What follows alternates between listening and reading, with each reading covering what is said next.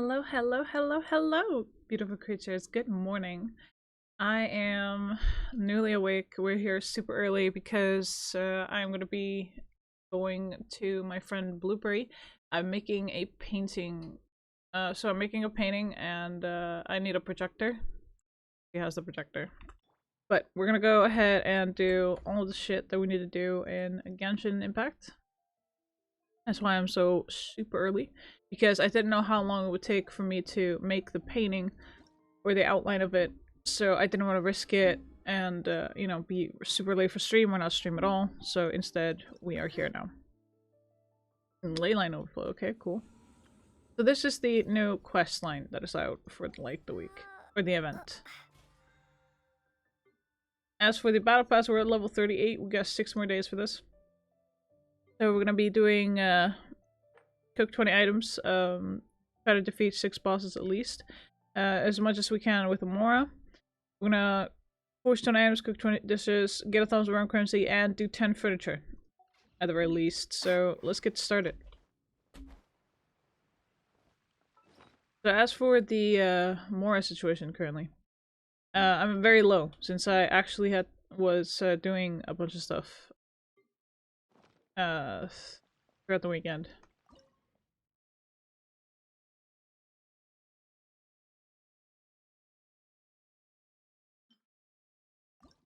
So I did a bunch of things.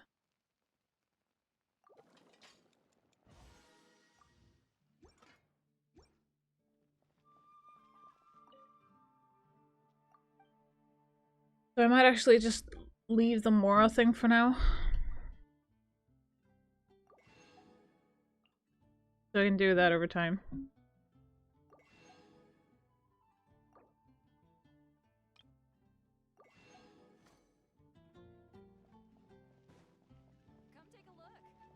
Before I forget, we're gonna use the parametric transformer.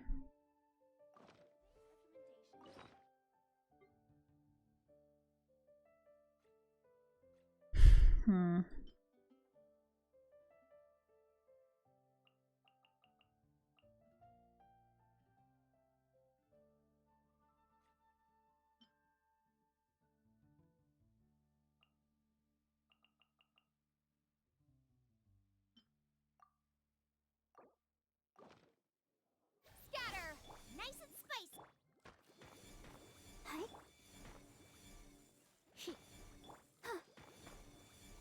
Propagate!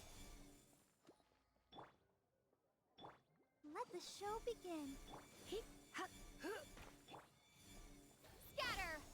Haven't you heard? There's a strange wanderer near Wolfendom. Propagate! Ooh, heck yeah, we got some talents and something for our weapons. Sweet! Sure, they're all in green, but still, it's pretty good. Add Astra. Okay, we're gonna get our expeditions.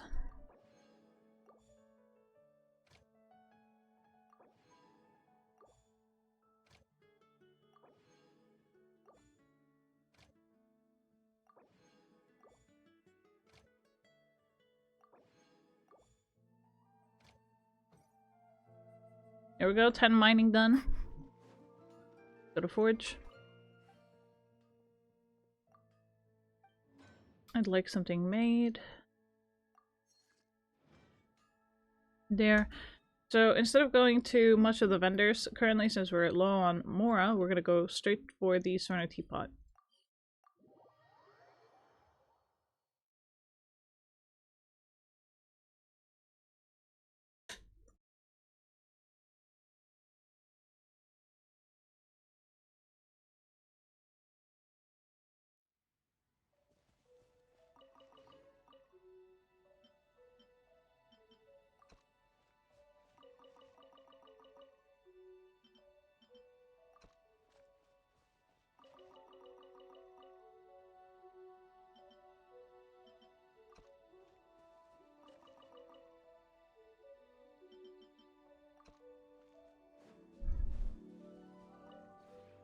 This realm.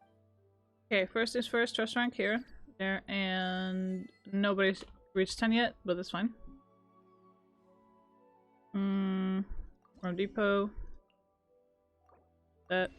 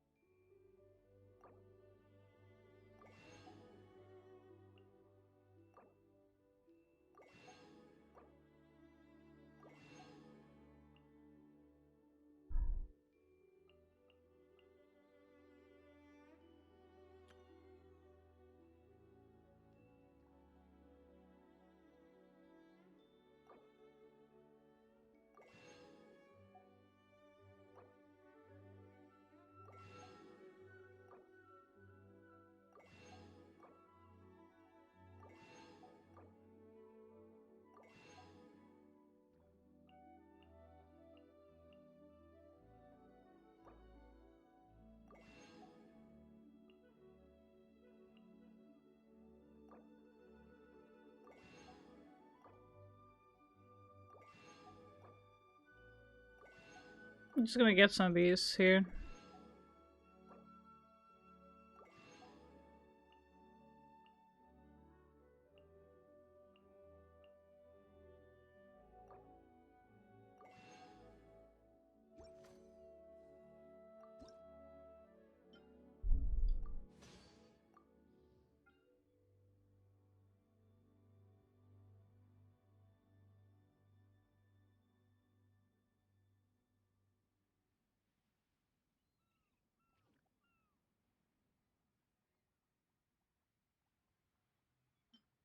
Here is a new one that I actually found during the weekend.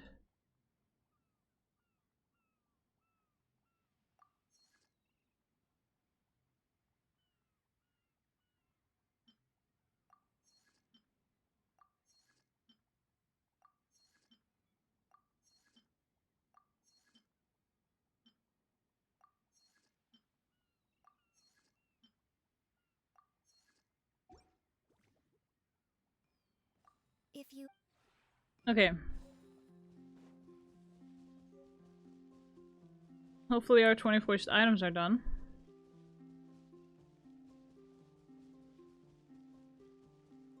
So I'm also eating breakfast while doing this.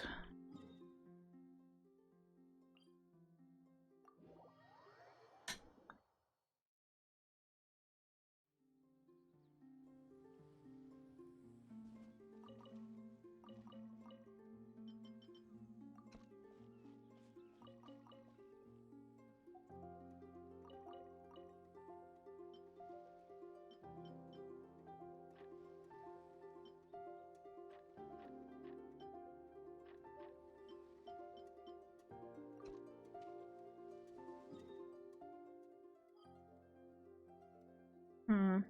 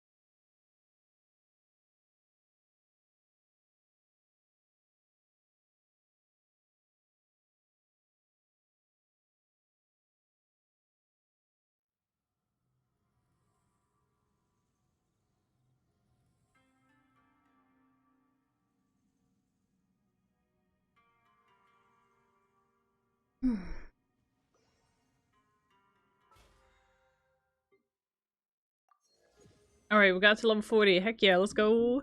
So we only have 10 more levels to go for the battle pass.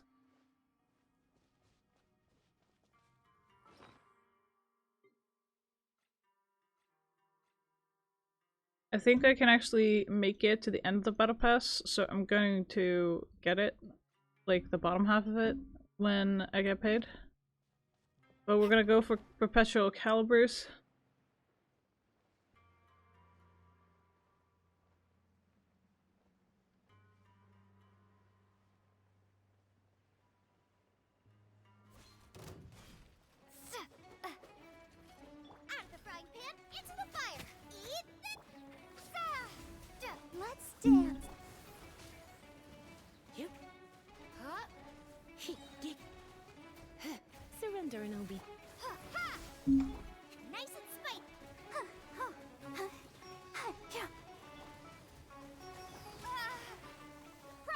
Okay, so from 78 perpetual calibers down to how many?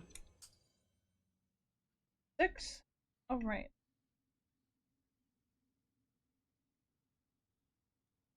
Now, before I forget, I'm gonna go ahead and use this one.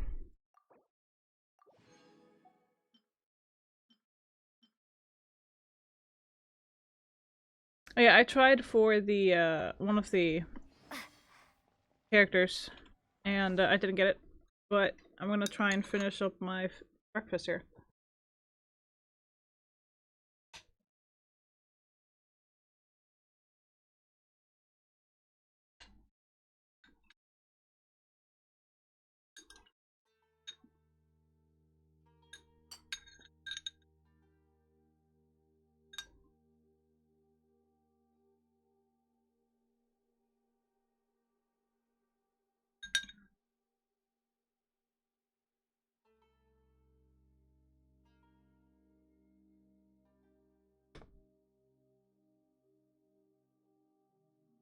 Give me a minute.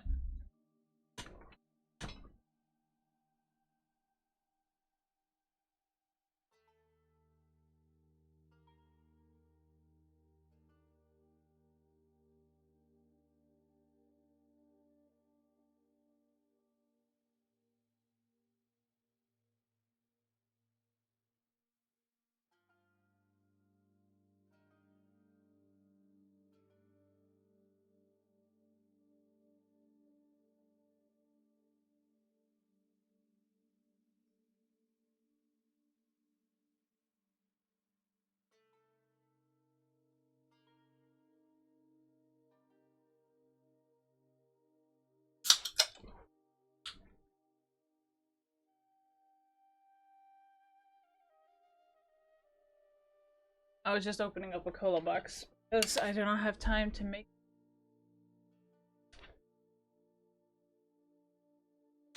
But I need some amount.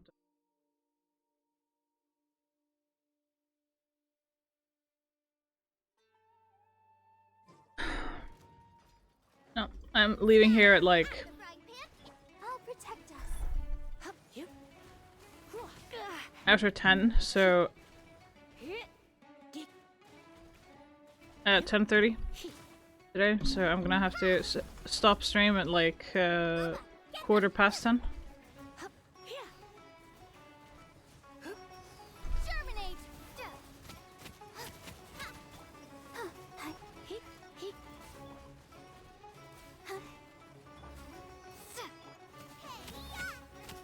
Nice and spicy. Damn. Okay. So from 76 perpetual calibers down to 73. Was even faster.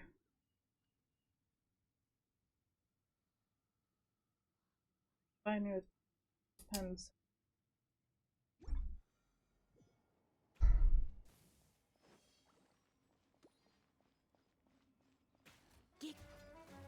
Booba, get them.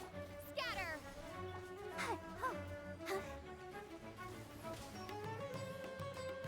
Let's dance. Propagate. Out of the frying pan into the bucket.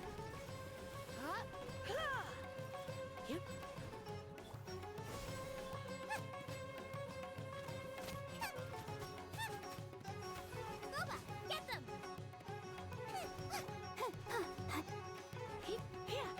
Try not to enjoy.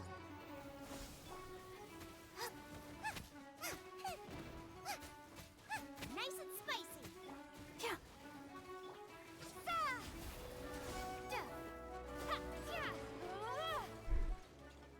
Okay, from 73 perpetual calibers down to how many? 70, holy shit, okay.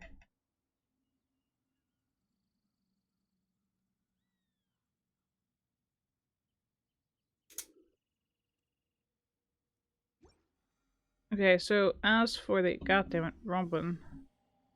As for the also well, we got 3 now. And we need 3 more.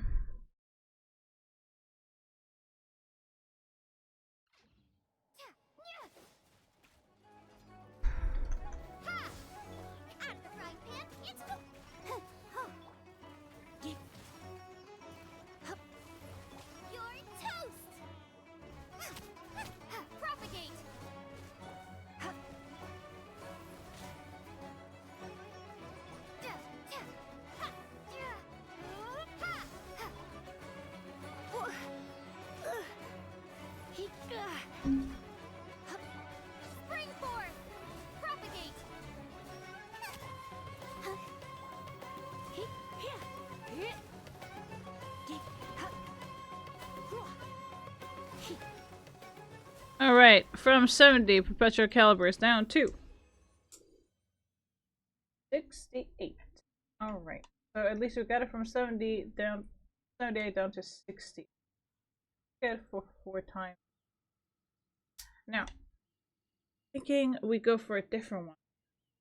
I'm either wanting Emperor's Resolution, 18 that we need, or go for Spell Creeper, that is 22 that we need of those, or the Overripe Flammagranate, which we need. I think we're trying for Emperor's Resolution, which we need 18 of. Because, well, it's only 18 that we need of those, and we have 2 more times to go with bosses. And that guy's over here.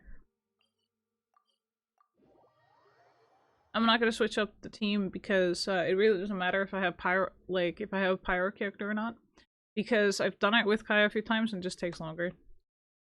So with Xianling, she actually hits harder, and she's one of my heavy hitters. Yeah, we're gonna do that instead. I actually have gone over some of the talent stuff that I need that I can only get 3 times a week with some of the Genshin characters. And turns out I need a lot. I mean, a fuck ton. If I want to level all of their talents up. Like all 60 characters. Like, no joke. I have 60 characters. We're still doing this. We're still on board with this plan. With this insane plan. Mind you. Come a little. Let the show begin.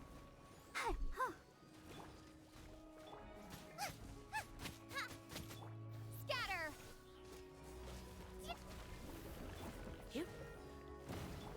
So with Xiaoling, she's more of my physical damage than anything else. Propagate. Eat this. Germinate.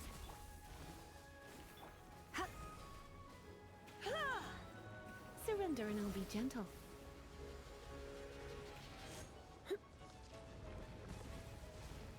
Okay, we ran out of buff food. Let's see.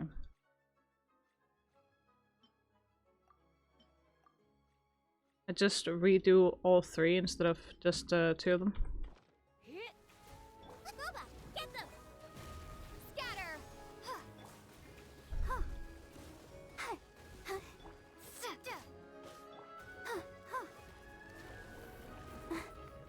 Nice and spicy.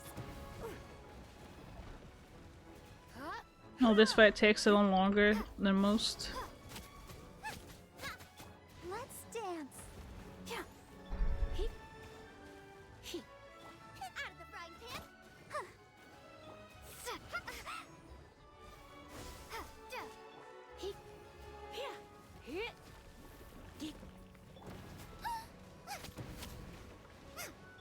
Scatter. Oh, hi.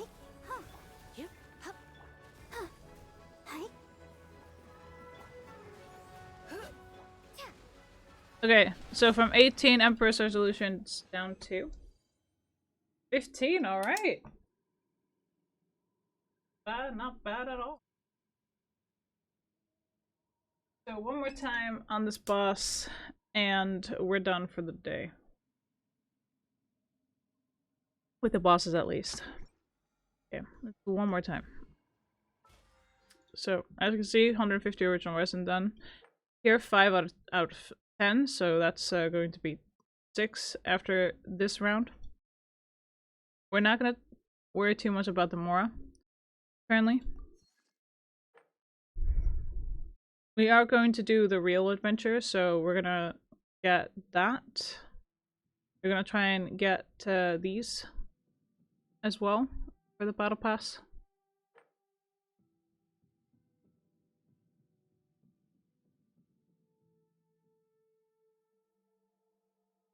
And I want to complete the trans domains, but or the Dominator Wolves challenge 3 times. So the thing is, I only do each of the trans domains once because I don't gain anything out of it for doing them twice or 3 times because they don't drop anything. As far as I know, I've done it once, 2 times, and it was a complete waste of time. Propagate. Okay, let's start.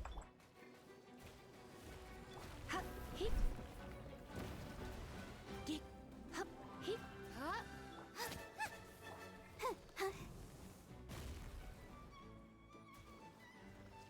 Scatter. Here. Huh? Mm-mm. Heat. Nice and spicy. Ha! Geek. Whoa. Yep. Heat. Well, at least he's doing it early, and we're gonna dodge that.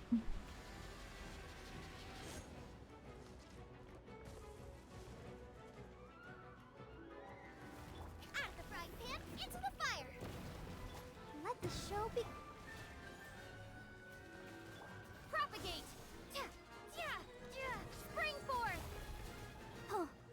Huh. Huh. Hi. Huh. Nice and spicy. I'm literally going on reflex at this point. I am not awake enough. Scatter. Huh. You're toast. Boba, get them. Huh.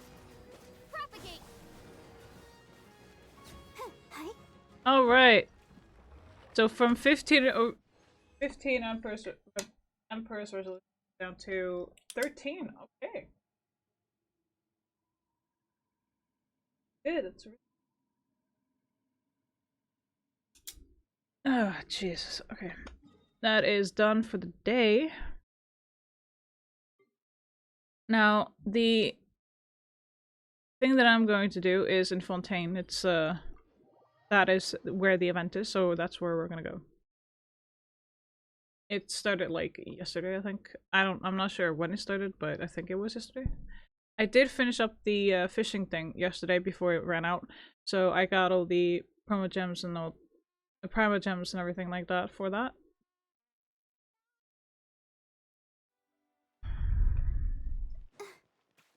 Add astro. Yeah, I need to first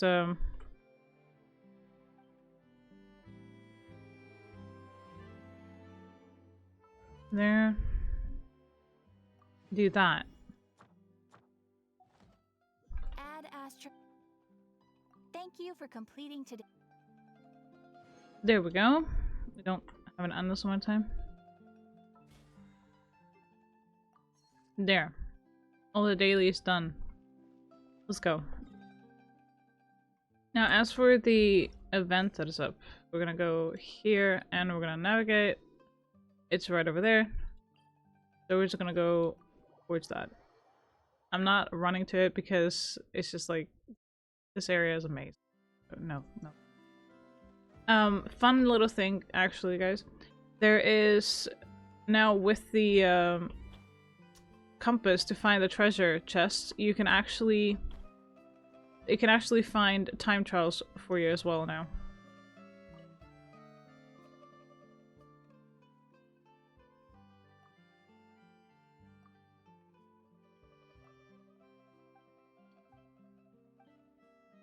Not much for reading dialogue.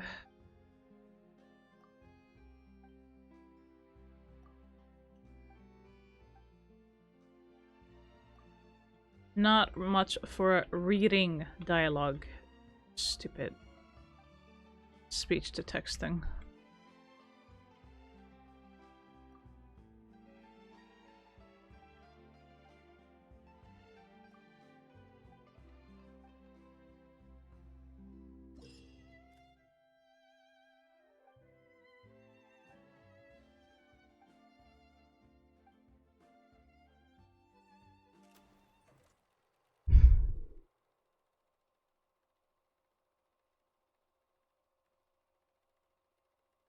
Like a puzzle. Okay, cool.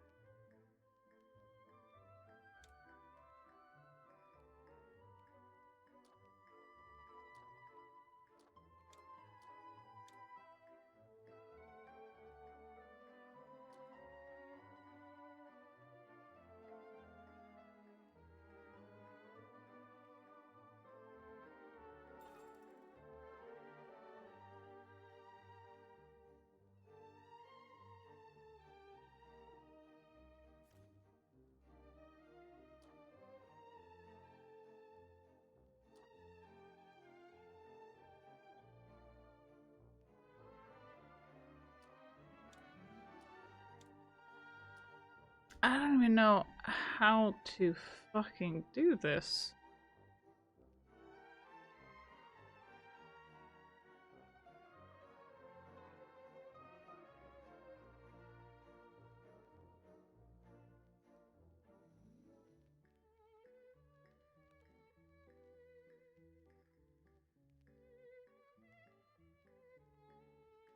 Okay.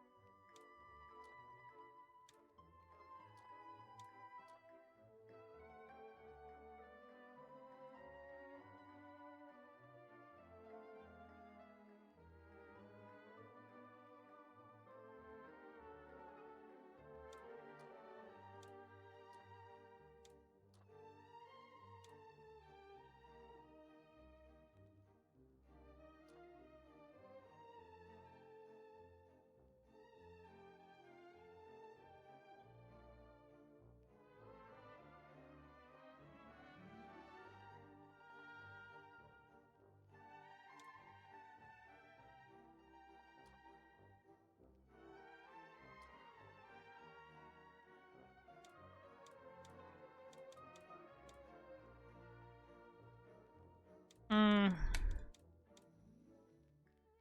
Fuck's sakes. Uh.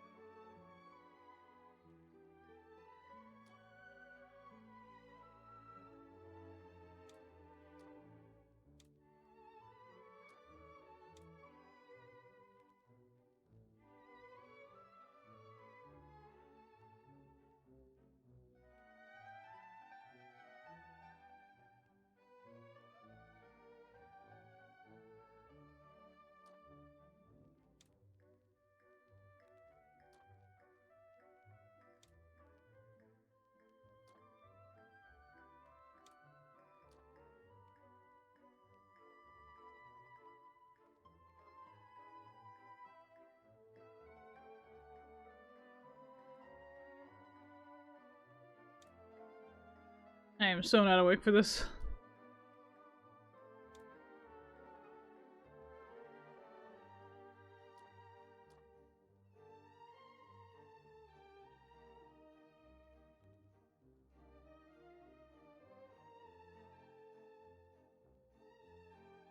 Hmm.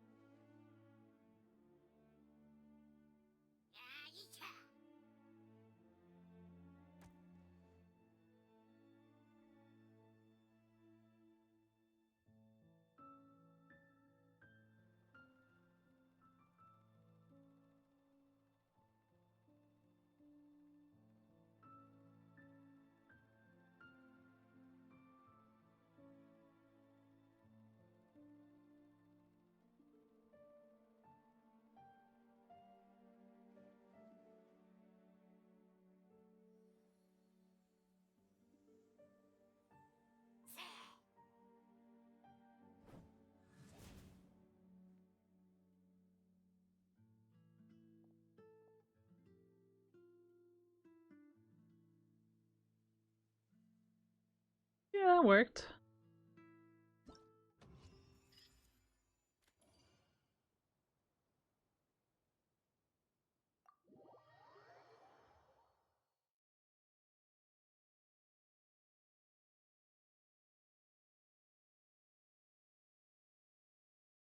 Yeah, I was just like, how the fuck do I do this?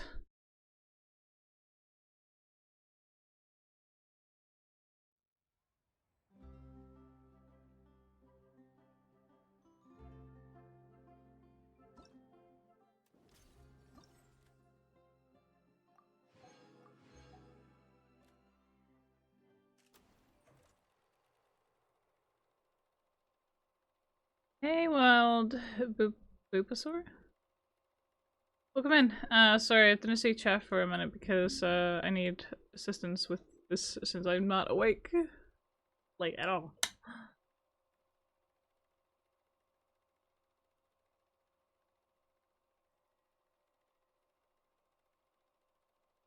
I'm streaming early for reasons.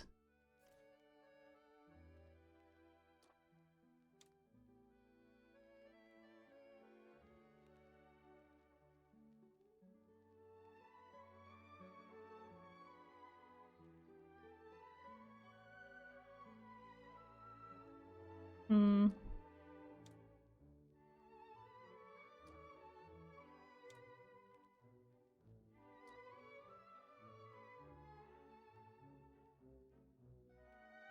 I'm just trying to get through this.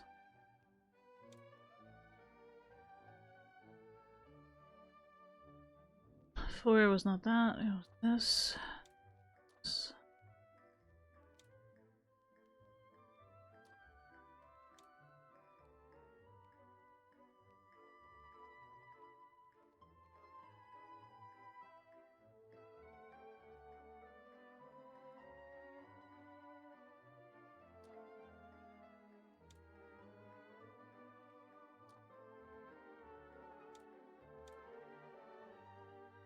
Fuck.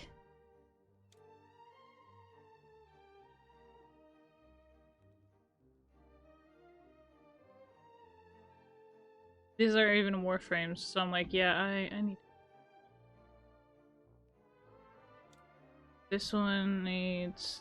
This one... This... Like I said, not entirely awake yet. Okay. There.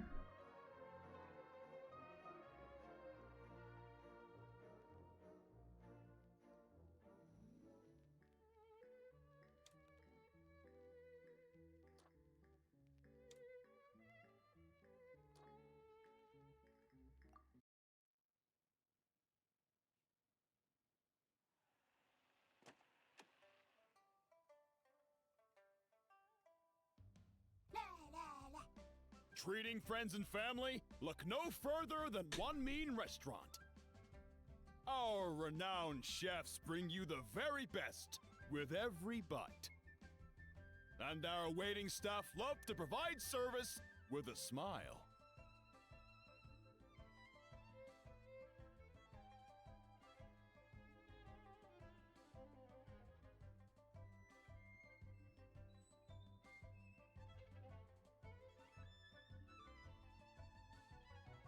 Hungry for change? Discover new flavors at One Mean Restaurant.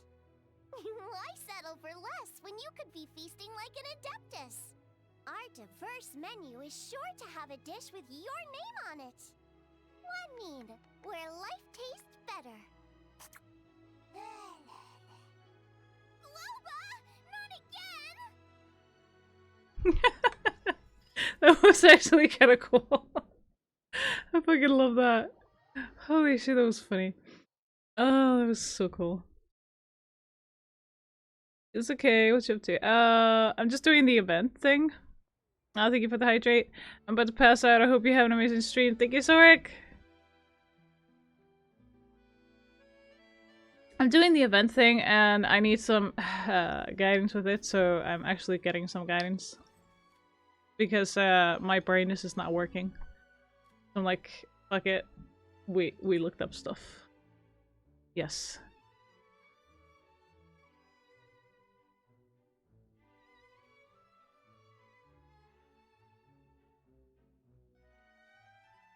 There. Okay, so we're gonna do the next one.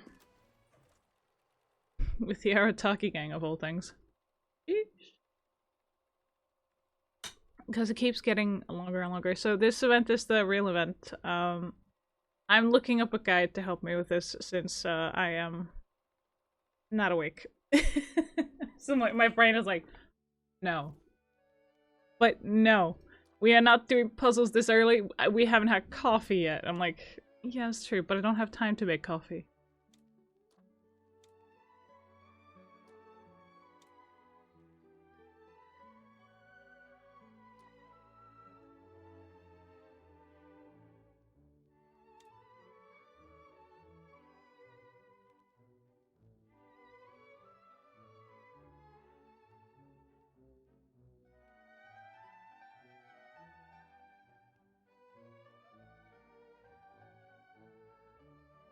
Okay, so that one and this one.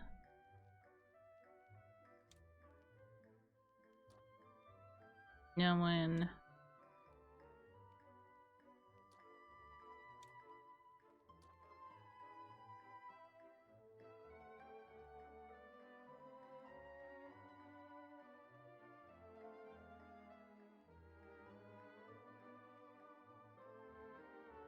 Okay. Next is this one, then one, and then this one. Okay, let's see how this goes. Some of them have voice acting, some of them don't. Here, your allowance. Whoa, I could buy my favorite novel. Maybe I should save it up. Trifle but skewers, anyone?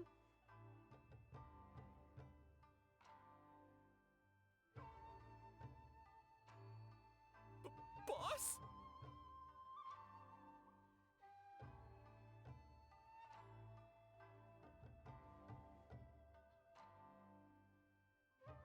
I'm gonna do that. Thanks, boss.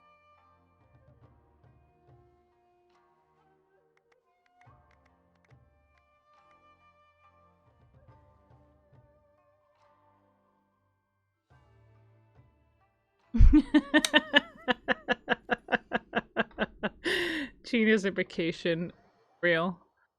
Oh, that was actually kind of funny.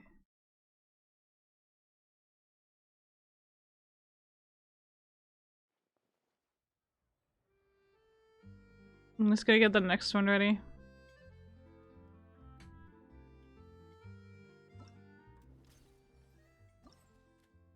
I kind of just want to finish this one today, so then we don't have to worry about it the rest of the week.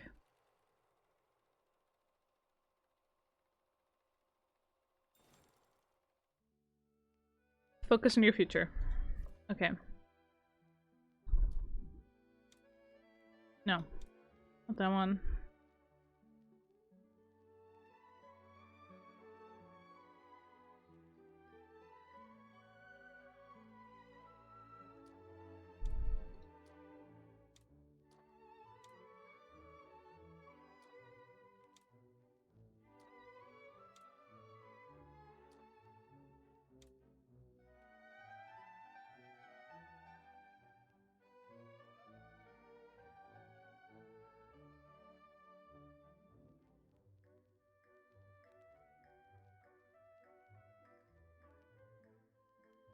Okay. That one. Here. There. No. This one, that one, and this one. Okay.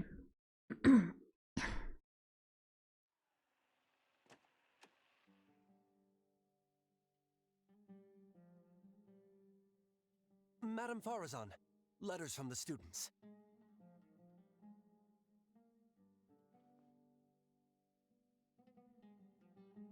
Thank you for your invitation, Madame Farazan. I've given this a lot of thought, and in the end, I think I'm gonna focus on Kasharawar. Sorry, Madame Farazan. While I'm very interested in mechanisms and ancient texts, I'm stretched thin as it is. I need to focus on my other classes.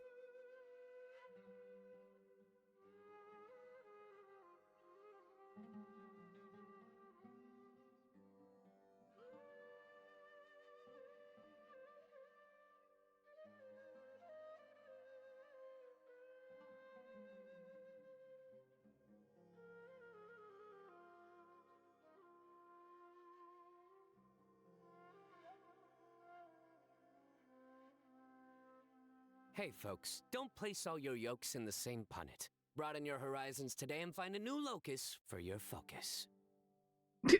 Why with the fucking puns every time? Okay, gonna get the next one up and running for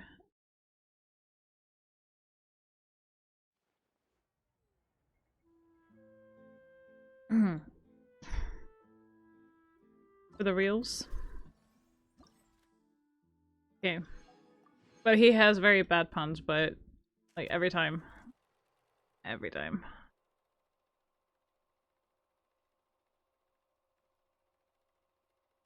Okay. Boundless Adventure, Unbound Journey is the next one. So this one is the last one, but it's also, I think, the longest one. Okay, this one.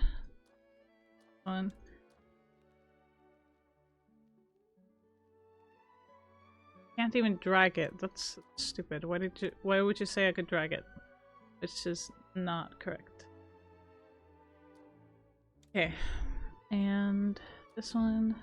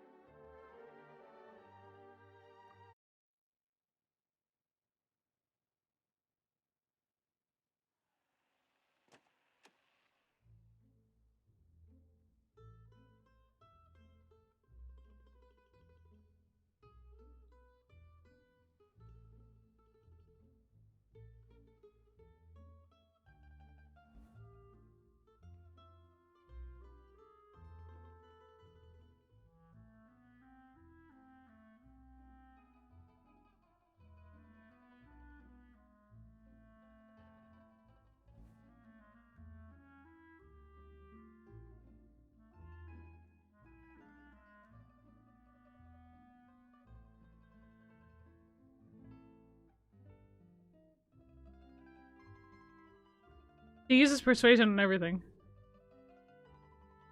Wait. Surely you can't use persuasion on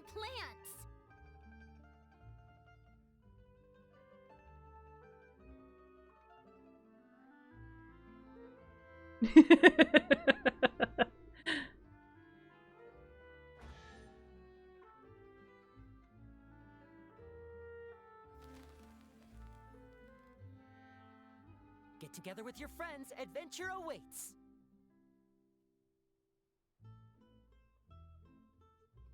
Some of them have voice lines and others don't, which I find very annoying, considering. But, okay, so the real event is done. Go. Yeah, there's subtitles. But usually they actually talk during these, but for some odd reason only some have voice lines and others don't, which is fairly annoying because, well, let's just say that the voice actors that are doing this are not getting paid enough. I mean, come on. Okay, so we got everything, and we got a lot of primogems for that. So, but we're just gonna do the afterword as well.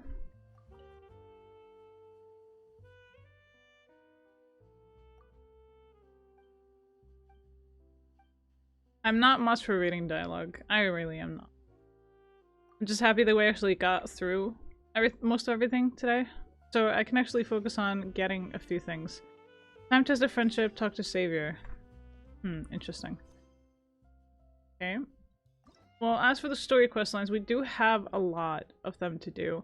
So I was wondering if we should just go ahead and pick one and do it.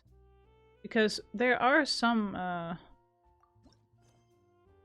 rewards involved actually, so we might as well just accept all the story quests and then just pick one from them. I haven't accepted them because I have been like, how long does it take? All that stuff.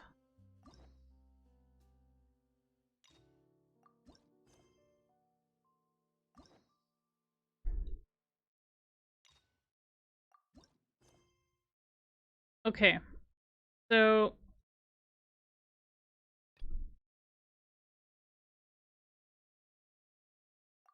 the details. Okay, so we're gonna do Clorin's.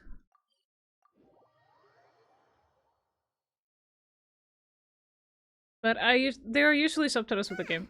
We haven't seen our Sumeru friends for a while now. Paimon wonders how they're doing. Let's go to Sumeru City and catch up with them. Huh, it's been a while since we visited Poisson. Maybe we should head over and have a look around. We've been to so many places lately. What do you say we take a day off from adventuring and just find somewhere nice to relax? Oh, sorry to keep you waiting. Ah, you're back! Huh? And you've got the Traveler and Paimon with you too! What a pleasant surprise. I assume you'll be joining us for the game then? Linny, Farina! Paimon didn't know you were playing too. Are you also members of the tabletop troupe? I'm more of a casual member, if anything. I haven't taken part in many formal club activities. Lynette Fremine and I play something similar at the Hotel Bouffe Tété sometimes, but I'm usually the GM. Still, I'm sure it'll be fun being a player for the first time. I'm looking forward to it. Well, I'm not a member of the club at all. Claran simply woke me up first thing this morning, said there was a good script worth experiencing, and asked if I wanted in. If you're interested, I can give you a referral. That should give you a 40% discount on membership fees. I think I'll wait to see how this experience plays out first, especially when it comes to the quality of the script. If it's sufficiently fun, then I'll join. Do you participate in a lot of tabletop troupe activities, Clarine? You could say that. She's actually one of the few senior game masters of the troupe. Ah, right. I knew about that even when she was still my subordinate. It's nothing. Really, just a small hobby of mine. Wow. Paimon's so used to seeing you be all upstanding and intimidating as the champion duelist. It's kind of hard to imagine you role-playing with a bunch of friends. Surely you jest. I would never intentionally make things difficult for my players. I maintain a clear boundary between my professional and personal lives. The me you see at court represents the law and order of Fontaine. I put all personal feelings to the side and grant a fair duel to all who seek to defend their honor. But in my personal life, I'm just an ordinary person. Someone who feels anger and sadness, just like everyone else. Well, you say that, but for all the time I've known you, I don't think I've ever seen you cry. I've seen you get angry, sure, but now I'm wondering whether you were actually mad or if it just looked that way from the outside.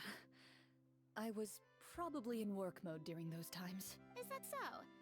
Well, in any case, I just feel like even in your personal life, you don't get emotional very often. So you want to see me cry? That might be a little difficult. A show of anger, though, that might be something I could accomplish. No, that's not what I meant.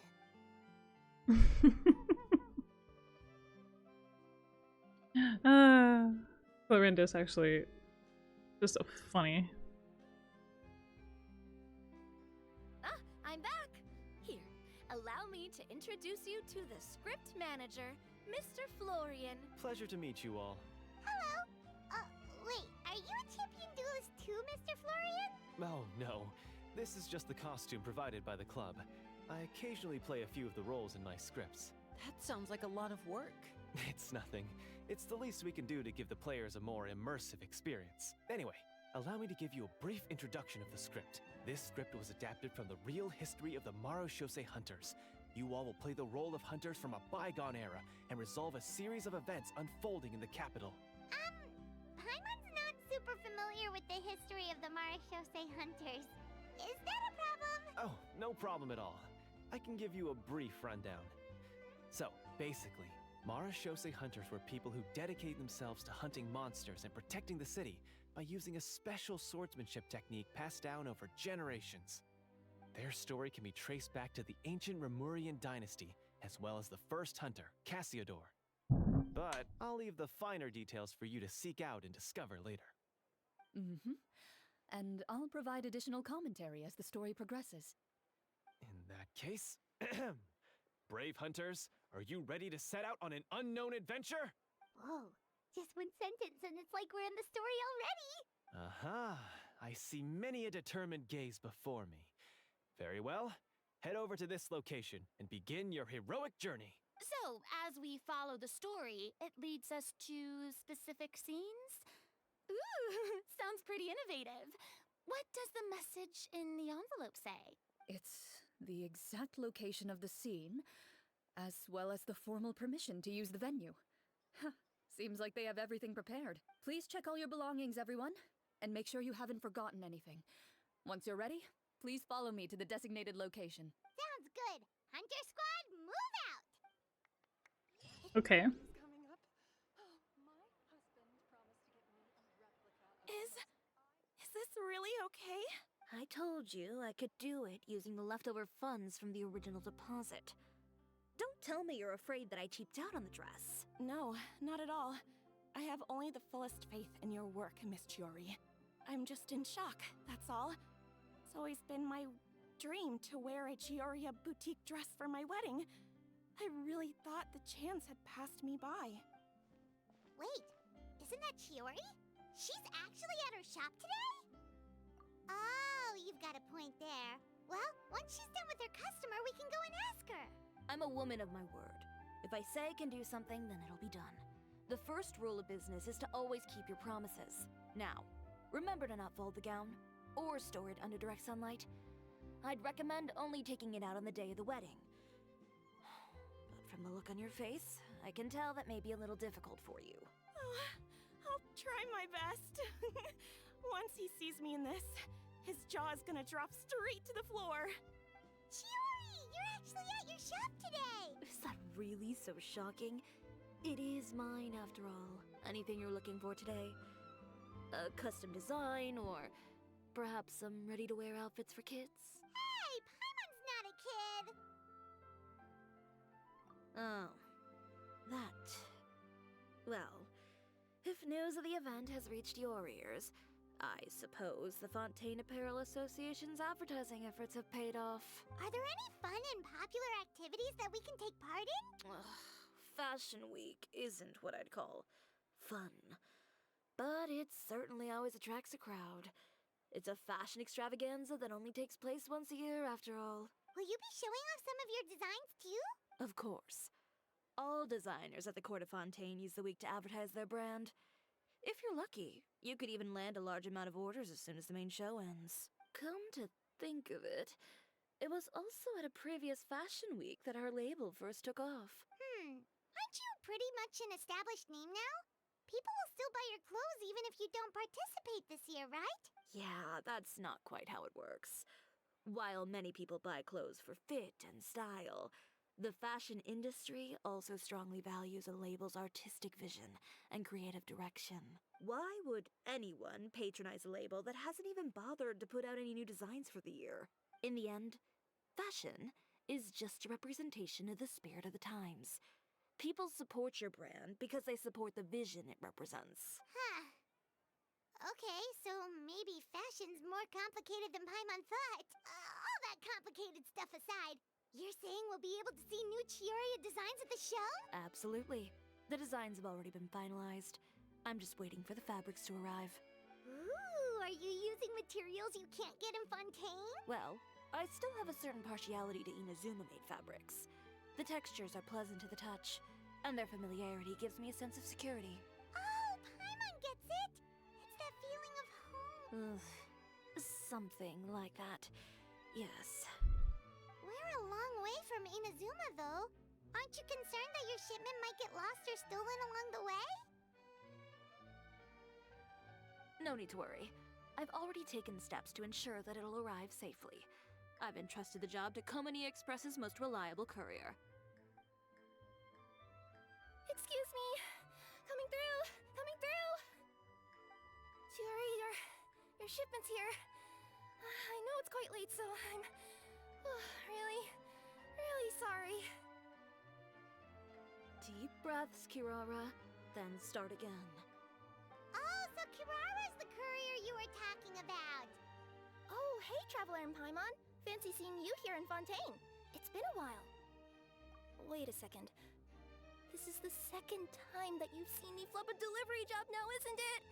Oh, you somehow always happen to catch me off my game, huh? So, what was the holdup? Sailing delays, bad weather? Huh? No, nothing like that. I just ran into a bit of trouble, that's all. Bandits, then? Or treasure hoarders? A few run-ins on the road aren't usually enough to give you any trouble. Well, I didn't run into anyone exactly. I just... Keeping you honest as always, I see.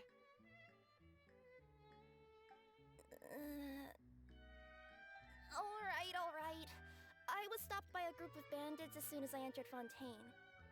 They were a little different from the ones I usually run into. I could hear them mumbling about Komani Express. It was obvious they were looking for someone with two tails. So it was a targeted hit? I got the sense that they were actually targeting Chiori's goods. My fabric shipment? Yeah, they said that I could go as long as I left the goods with them. Otherwise, they'd stuff me into my delivery box and toss me into the sea to drown. Oh, are you okay, Kirara? Oh, I'm good. I'm still a yokai after all. I turned them over to the guards. It just took me a while to round them all up. Well, it's not completely out of the ordinary for one of your deliveries to get intercepted. But it still doesn't make sense how you knew it was my goods they were after. You've got other deliveries to make in Fontaine, don't you? Is there something else that you're keeping from me? Huh? Well... Perhaps I need to reconsider how many stars to give you in my review. You always know how to get me, Chiori. Alright, I'll talk. So, I kinda wanted to know why anyone would order a hit on me, so I spent a bit of time investigating. One of the bandits had a loose tongue, which saved me some time. He said that a certain person had commissioned them to intercept Chioria Boutique's delivery. And who might this person be? Chiori, why don't we just let this one go? I mean, I didn't really get injured, and you've still got Fashion Week to worry about. I appreciate your kindness, Kirara, but if I don't teach this person a lesson, I doubt they'll stop here. Anyone that dares to mess with one of my friends deserves a stern talking to and then some. Alright. The guy said that the commissioner was someone by the name of Uter. Uter? Now that name rings a bell. Wouldn't you say, Kirara? Well, that's exactly why I didn't want to bring it up to you. So you both know this Uter guy? Through Chiori's complaints about him, sure. He's a fellow fashion designer who's made it his goal in life to make hers as miserable as possible. Oh, so he's like a business rival. A rival is what you call someone who fights you fair and square. Uter, however, just has it out for me as a designer. He's publicly disparaged my design choices, my use of materials. He's practically tried every trick in the book to ruin my good name. I've already warned him before to compete with me fair and square, but I guess he prefers playing dirty. Well, I'm more than happy to oblige. Wait, Chiori, where are you going? To teach someone a lesson. You must be tired after your long journey. Why don't you rest in my shop for a little while before heading back? Chiori! Wait! Hey! she's gone. Oh no. What should we do? You seem concerned. Should we be worried about Chiori? Well, she's always been the type of person to face things head on. But with her fiery temper, I'm just worried whatever she's about to do will feel negative publicity about her right before the start of Fashion Week. Yeah, that ain't good. Traveler, Paimon, could you go after and check out the situation for me? As a formal employee of Komania Express, it wouldn't be appropriate for me to get involved. Yeah, we'll take good care of Chiori. To be honest, I'm more worried about that Uter guy's safety.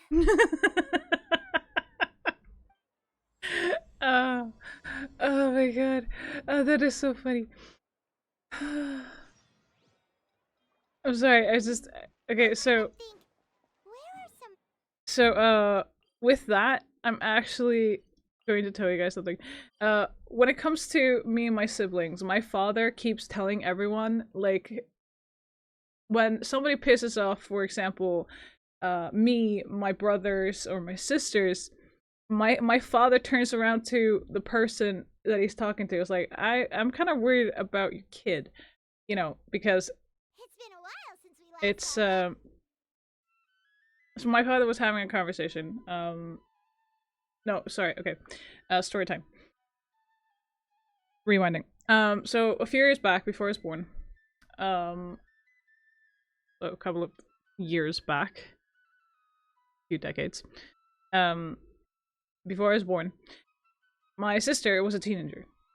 My oldest sister was a teenager, and my older brothers, the twins, were, I think, about toddlers or something like that. But were kids. No, my second older sister was a toddler around the time, I believe. Something like that. I don't exactly know the age difference between them. It's kind of hard since I didn't grow up with them. Since I didn't grow up with them. So my dad had a friend stay over. And my older sister was staying with him. Like, with my dad.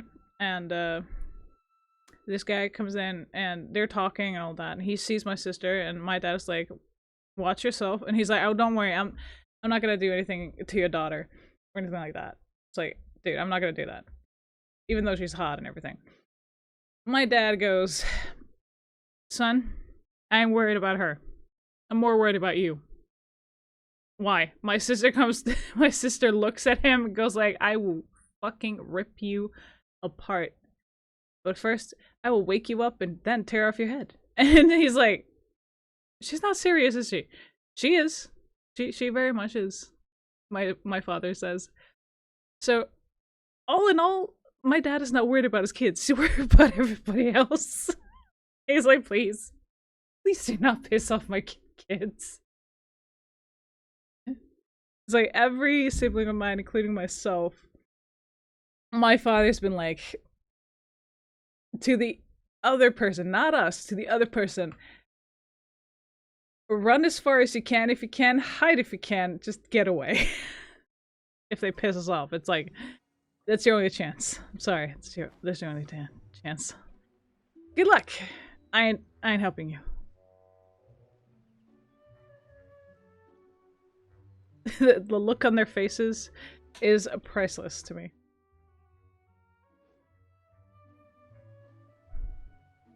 I'm just gonna avoid those things right now. Well, I could use the materials and the more, actually, being honest. Let me see, I just want the stamina buff thing. There we go.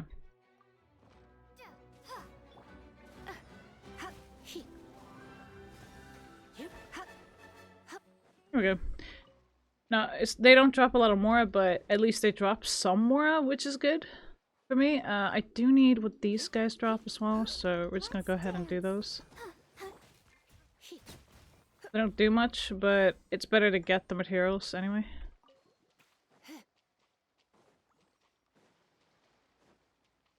I don't remember exactly what I need of the materials, but it's better to get them than not.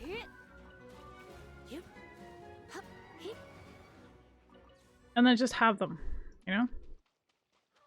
I'll protect us. Okay. You need those as well. Let's see. Might as well do that in the meantime while we're here.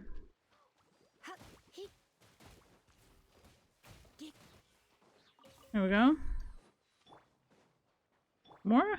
Damn.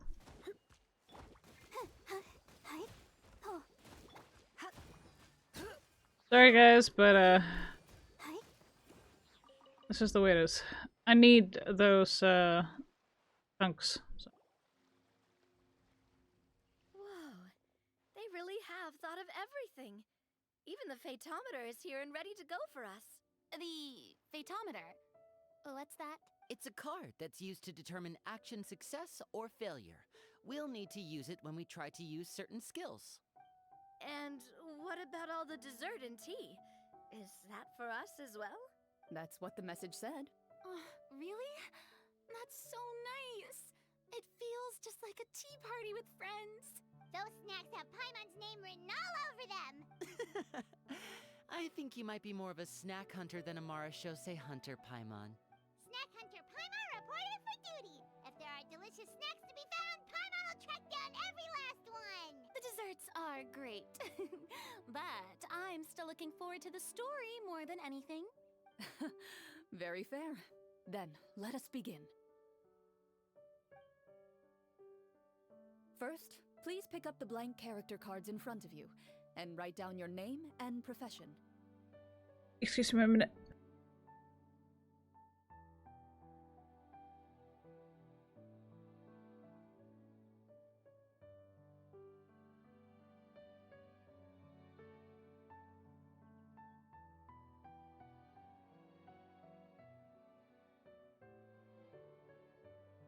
I had a dry cough, so... You can find an abbreviated version of the rules printed on the back of your character card. If you have any questions, feel free to ask me. In this story, everyone is a Marashose hunter. To reflect this, the club has prepared a small badge for everyone. Ooh, nice! As hunters, you have proficiency in swordsmanship and fighting by default, so there's no need to allocate any additional skill points to those areas. Swordsmanship? So there's a fighting part to all of this? Paimon's not sure she can do all that on her own. Maybe Paimon can just stick with you? Why don't you share a character card then? The Traveler will be the Marashose hunter, and you can be her little floating assistant. Kinda like in real life. So, for the name, do I fill it out with the name of my character? Yep, it can be any name you like. You can use your real name too if you want. I do that whenever I get too lazy to think of a new name. Oh, so it would be like experiencing a different life, but still as yourself. That's not a bad idea. In that case, I think I'll continue to use the name Linny then. Next up is the skill sheet. You have a limited amount of skill points that you can use to learn a number of skills. The more points you invest in a particular skill, the easier it will be to pass associated checks. I'll take persuasion and investigation. Those are must-haves when it comes to missions like these. Oh, those skills sound like they'd be useful for gathering intelligence. Good idea, Navia. Just as expected of a veteran player. So, should we also take those skills then? Not necessarily. Since we're working together as a team, we could leave the negotiations to Navia and use our skill points to pick up other useful skills. For example, I think I'll take stealth and sleight of hand. That will give us more options if we run into any situations we can't negotiate our way out of. Oh, interesting. I wasn't thinking about it like that. I suppose it's not so different from an acting troupe. Everyone has their own role to play. Let me see. I'll take arts and performance. I'm not quite sure what use they'll be, but I'm not as knowledgeable about the other skills, and I am not too confident I'd be able to roleplay them well. Well, that leaves us. What do you want to learn, Traveler? Oh, something that'll help you get a read on other people's thoughts. Sounds useful. Ooh, so you want to help people when they're injured. That's nice of you. So what do you think? Are you sure you want to learn these 2 skills? Let's see. Oh, looks like you each have enough points to choose one final skill. You've all picked such classic skills. It's fine to go a little bit out of the box, you know. Why do I get the feeling she's getting ready to cause trouble? For example, this one here. Summon. Doesn't it sound super mysterious and cool? Oh, I saw that one just now as well. The description says, this skill can be used under certain circumstances to summon characters or creatures that fit the script's world-building rules. The script's world-building rules, huh? But how are we supposed to know what a Marashose hunter can summon? Oh, that's not for us to worry about, my friend. Just learn the skills that interest you, and the GM will take care of the rest. Alright, you've convinced Paimon. Let's learn summon then. Paimon can't wait to see what kind of thing shows up. Well, now that everyone's more or less finished creating their characters, we can begin. Since 2 of our players are doing this for the first time, though, let me ask, would you like to play on easy mode or authentic mode? What's the difference between the 2? Well, in role-playing games, the story sometimes changes based on the decisions of the players and the results of the Fatometer. For example, if you fail a check, that means you cannot use the target skill in that scenario. A critical failure may even result in further negative consequences. If you choose to play in authentic mode, every time you elect to use a skill, you'll need to use the Fatometer to see whether you succeed or fail, and face any consequences that may follow. If you choose easy mode instead, every check will be successful by default, and you won't have to worry about luck playing a factor.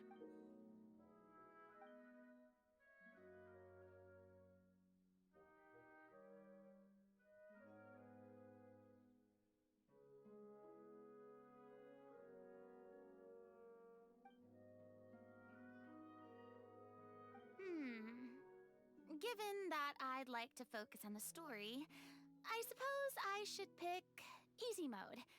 I'd feel bad if I brought the team down by failing my checks. Huh? Oh, come on. Don't worry about that. RNG is the lifeblood of role-playing games. I'm going with authentic mode for sure. Never knowing what you might have to overcome. Ugh, doesn't that sound exciting? I'd rather be mentally prepared for what might happen. All right, then I'll mark down Farina for easy mode. All her checks will be successful by default. As usual, Navia and Linny will play on authentic mode. What about you, dear partner? How would you like to play? Are you sure? Trust me, you'll see the beauty of RNG. Honestly, I don't think Clorand would make things too difficult for us no matter what the Fatometer says. Isn't that right, Clorand? No promises. Damn. That wasn't super reassuring.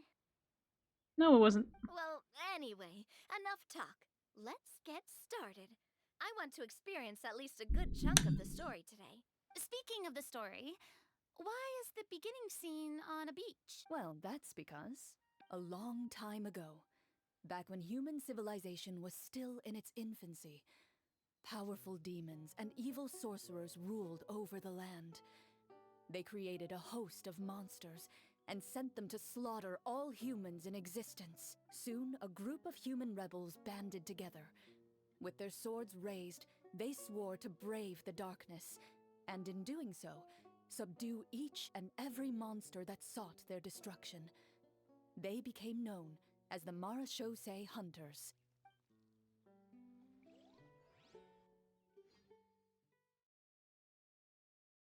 I like this. Looks super cool. I'm happy we picked this story.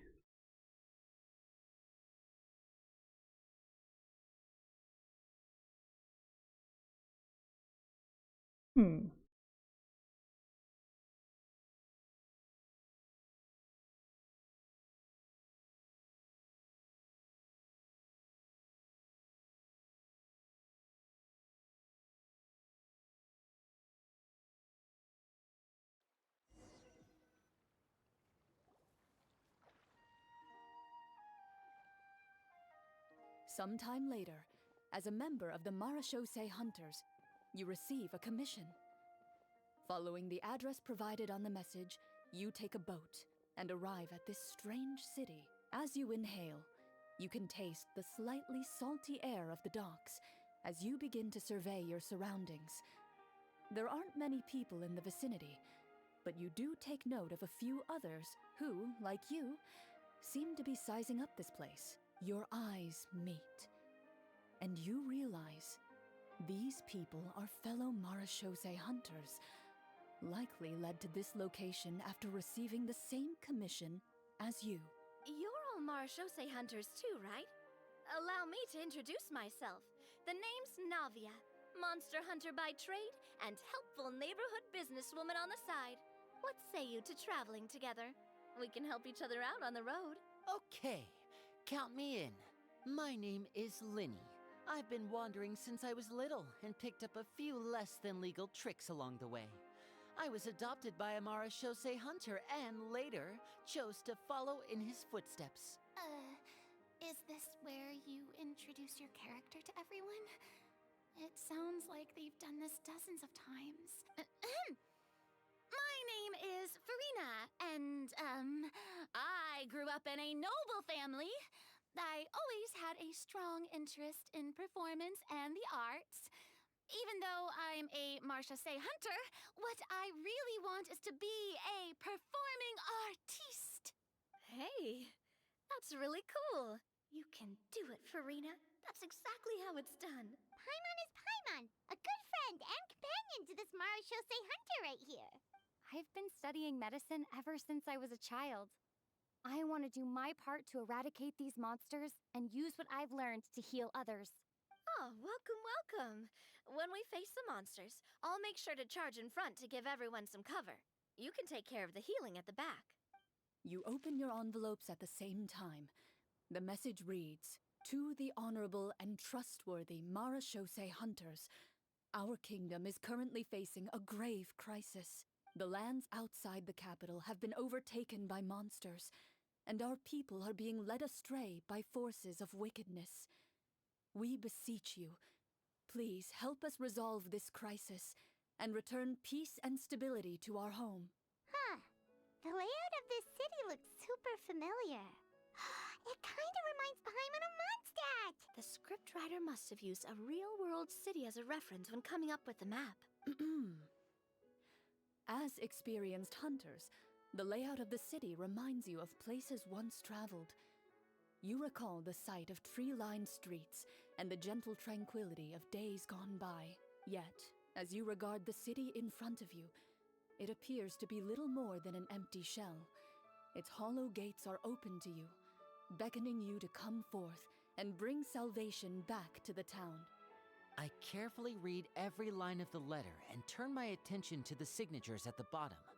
Who issued this commission to us? You see a long string of unfamiliar names. It would seem that many of the residents of the city issued this commission together. They sensed that things were not right within the kingdom and sent a distress signal to the outside world.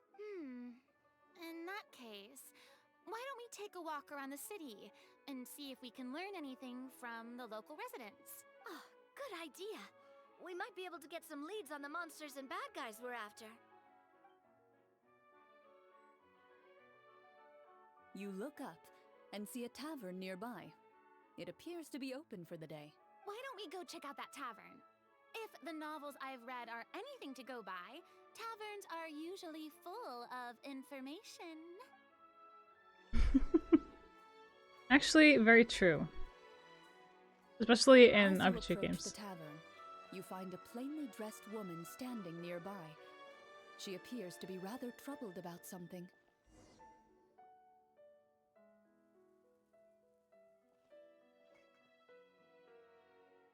Greetings, friend. Lovely weather we're having today, don't you think? Oh, hello. I suppose you're right. The weather today is quite lovely. If only those monsters out there would stop causing trouble. It seems like every character included in the script has a certain amount of useful information to offer. If we keep asking questions, we might be able to get some good leads. Oh, come now, don't be sad. Life is all about optimism. Oh, that reminds me. What did you have for breakfast this morning? Huh? I don't think that's the kind of question we're supposed to ask. Nothing turns a frown upside down like good food. How about some macarons? I could make you some. You didn't even take cooking as one of your skill proficiencies. That's not necessary, miss. Excuse me for saying this, but you don't really look like a chef. Besides, I'm not really a fan of sweets. So you're someone who barely smiles and doesn't like sweets. You're really starting to remind me of this one friend of mine. Hey! Did she just... me? Chlorianne must have broke character for a second. This isn't getting us anywhere. Traveler, maybe you can think of something. The results of insight checks aren't disclosed to the players, so I'll be the one consulting the fatometer.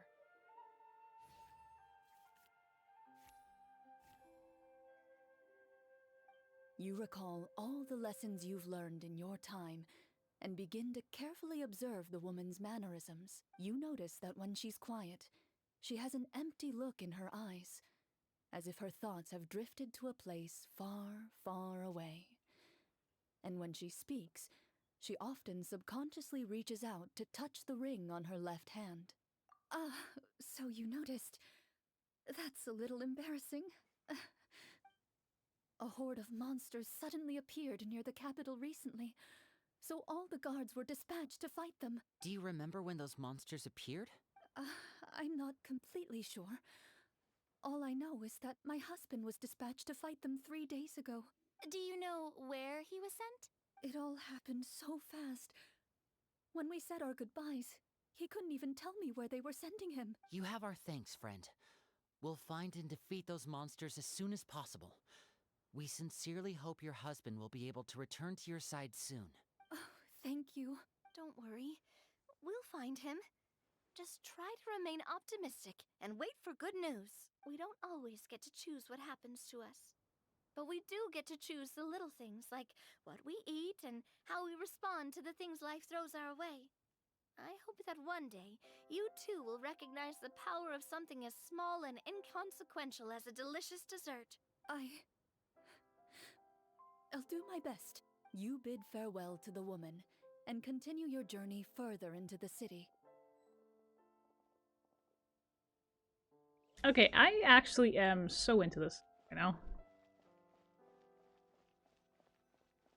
As you venture further into the city, the streets appear largely empty. An elderly woman walks past. You see her shake her head as she puts away her wrinkled wallet. A nearby merchant folds his arms and gives you a disdainful look. You get the impression that he's someone who has long gotten used to the sight before him.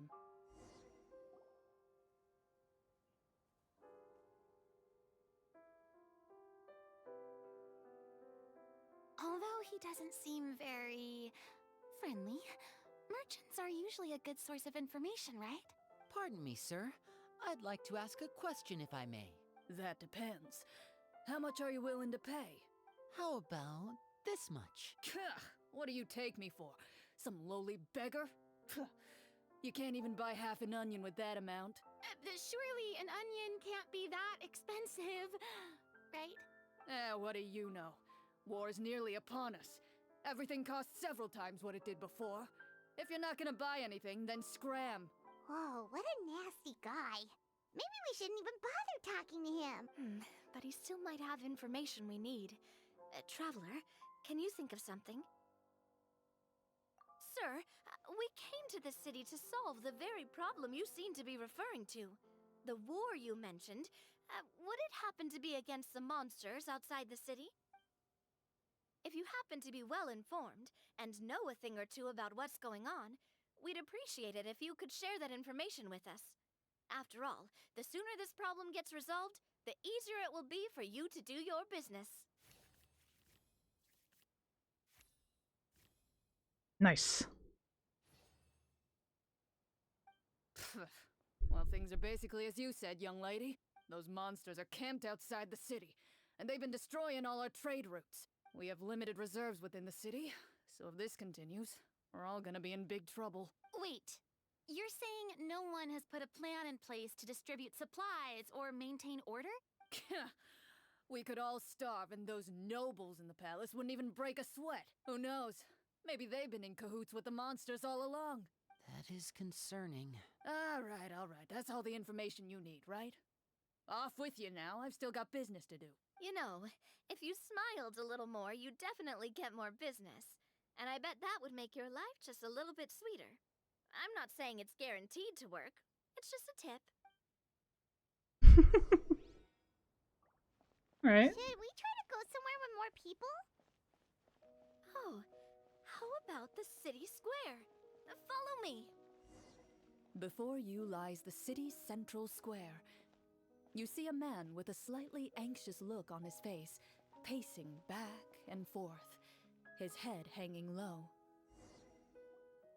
He doesn't seem to notice your approach. Still immersed in his own thoughts, he shakes his head and lets out a long sigh. This guy seems promising enough. Maybe I can get some information out of him. Hello, sir. Is there anything I can do to help you? Wait, you're... Oh, dear goodness! You're a Marashose hunter! You recognize us? Ah, are you one of the people who wrote the commission letter? Yes! Oh, I didn't expect you to actually come! Oh, what great news!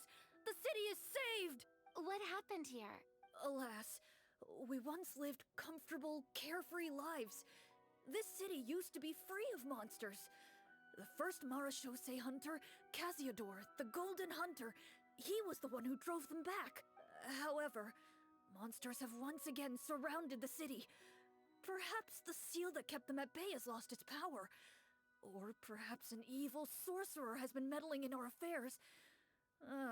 All I know for sure is that their return has stripped the city of any chance at peace.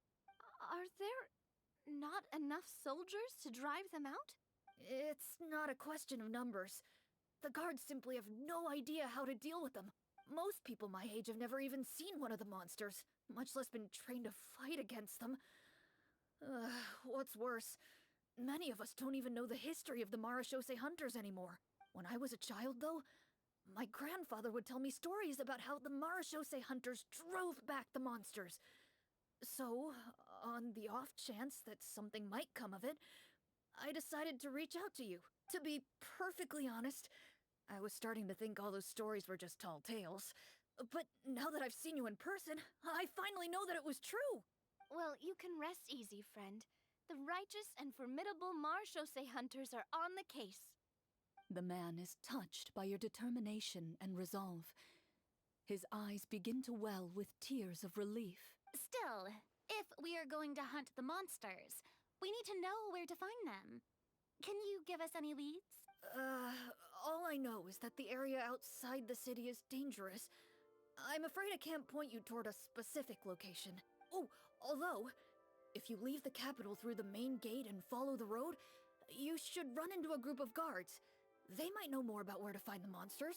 I see. We'll go look for them then. All right. Be careful. Oh, and one last thing. The monsters outside the city are just part of the problem. There are evil sorcerers inside the city as well. So be on your guard. They're actively working with the monsters and have corrupted the court ministers with malicious magic. They're the reason why, even inside the city, everything has been a giant mess. Even one of our kindest ministers has turned into a boorish and unreasonable figure, interested in nothing but enacting laws that exploit the people. Who knows how much longer we'll be able to go on like this. Talk about being stuck between a rock and a hard place. I feel bad for him. Maybe we should try to cheer him up? Like, now? Is this really the right time? I appreciate your kindness, but for now, it's more important to focus on the crisis at hand. Brave hunters, I leave the future of this kingdom to you. Hmm.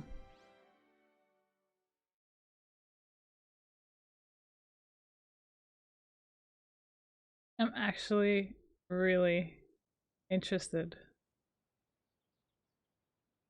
This is super cool.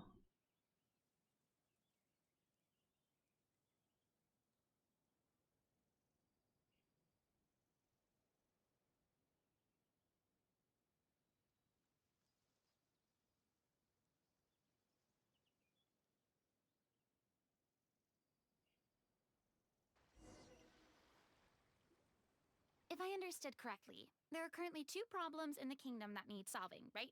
Exactly. We need to defeat the monsters outside the city and take down the evil sorcerer stirring up trouble from within. But which problem should we tackle first? Well, this seems like a good moment for a break. Take some time and discuss what you want to do. Let me know when you've made your decision. I really didn't expect the people in the city to keep us at arm's length like that. I totally thought the hunters would be treated like heroes. Well, Clarin said the script took cues from the real history of Fontaine, right? Maybe the real-life Marushosei hunters were also treated like that. I wouldn't say it's a perfect representation of history, but there are definitely some similarities. Would you like to hear more about it? Sure. As long as it doesn't spoil anything in the script. You've brought up bits and pieces of the hunter's history before, but it was all in passing. Paimon wants to know too. The hunters were super powerful, right? Were they all from a special line of supernatural beings or something? Kind of like the yokai in Inazuma? No. All Marashose hunters were ordinary mortal fighters. The only thing that set them apart were the special sword techniques passed down over the centuries. Huh? So you mean anyone could become a Marushosei hunter? In theory, yes. All you would need to do is survive the rigorous training and master the swordsmanship techniques required to fight the monsters. Still, most people dropped out at the early stages, and others called it quits the minute they saw a monster in person. To become a hunter, you must be strong in both body and mind. What kind of monsters did the hunters fight exactly? Oh, and the evil sorcerer the script mentions. Did they exist in real life too? The land of Fontaine once played host to an ancient dynasty known as Remuria. After that dynasty fell, monsters began to appear, intent on obstructing humans from establishing a new social order. One of the ancient sorcerers of Remuria used his power to assemble a formidable army of golems. He sought to use that force to establish himself as king. Now wait a second. Don't tell me that guy was the inspiration for the evil sorcerer in the script. We still haven't found any in-game information on him yet. So, why don't you talk about someone else for now? Well, I wasn't planning on going into anything you might be able to find out in the game. But if you want me to talk about something else, then... how about Casiodor, the Golden Hunter? Or Egeria, the ex-Hydro Archon? Wait, but those people are all from a super long time ago. Where did you learn all this, Claran? From my master. Huh. By master, you mean Miss Petronia? Someone you know? Absolutely. Miss Petronia and my father were good friends. Back in the day, she would often bring Clorand over to play, but then... Let's not get off topic. Anyway, back to what I was saying. Responding to Egeria's call, a number of warriors followed Casiodor into battle against the monsters. This group of warriors, under Casiodor's leadership, became known as the Marashose Hunters. Yet, as Fontaine entered an era of peace, their work gradually became obsolete. The Marashose Phantom, originally an association made up of hunters, eventually came to be predominantly comprised of Melusines. Ah, I see. That explains why most of the people in the script have forgotten the hunters or think of them as nothing more than a legend. Is that really a bad thing, though? It can get tough always being the one shouldering everyone's expectations. Depends on who you ask, I suppose. If the name of the organization no longer commands respect, investigative work is bound to suffer. Speaking of investigations, which problem should we tackle first? Monsters or evil sorcerer? I vote monsters. That's the main duty of the hunters, right? We can come back to the sorcerer later. Well said, Miss Farina. Plus, if the sorcerers really are the masterminds behind this whole thing, defeating the monsters could give us some clues on their intentions as well. What about you, partner? What do you think? Okay, I'm gonna be right back. I really gotta use the bathroom. So, just give me a minute or two. Okay, be right back.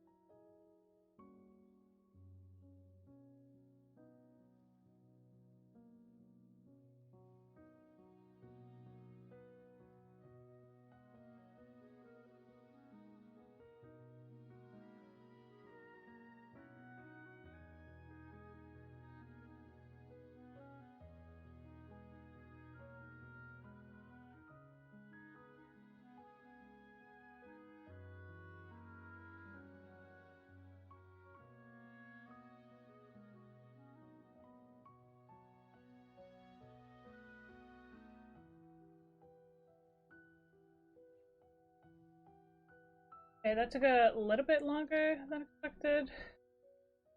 Sorry about that.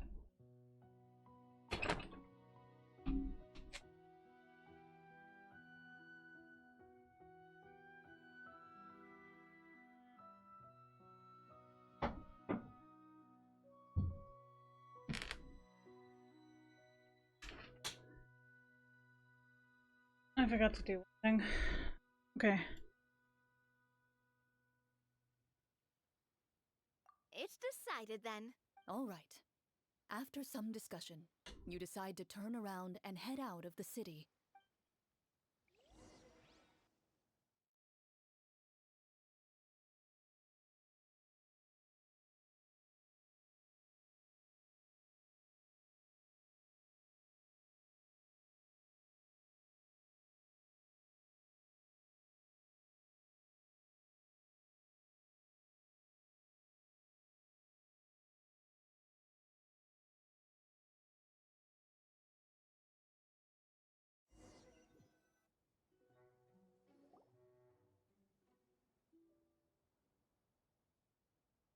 Let's take a look around, like that guy said. You there! Outsiders, halt! Who's there? An armored man approaches you. He has a tall, muscular build and a determined expression in his eyes. Just one look, and you can tell he's fought in his fair share of battles. Although he's trying his best to conceal his current state, his uneven gait and the sweat dripping down his forehead make it obvious that he's been wounded and is in serious pain. I'm the captain of the guard. I saw you sneaking around the city earlier, so I'll only ask this once. State your purpose, or it's off to the dungeons for the lot of you. Wow, it's been a while since someone's been this suspicious of us. I said talk, not whisper between yourselves. Have you ever heard of the Marchese Hunters? Marechaussee Hunters? Ha! That fairy tale, you mean? What, do you expect me to believe you're one of them?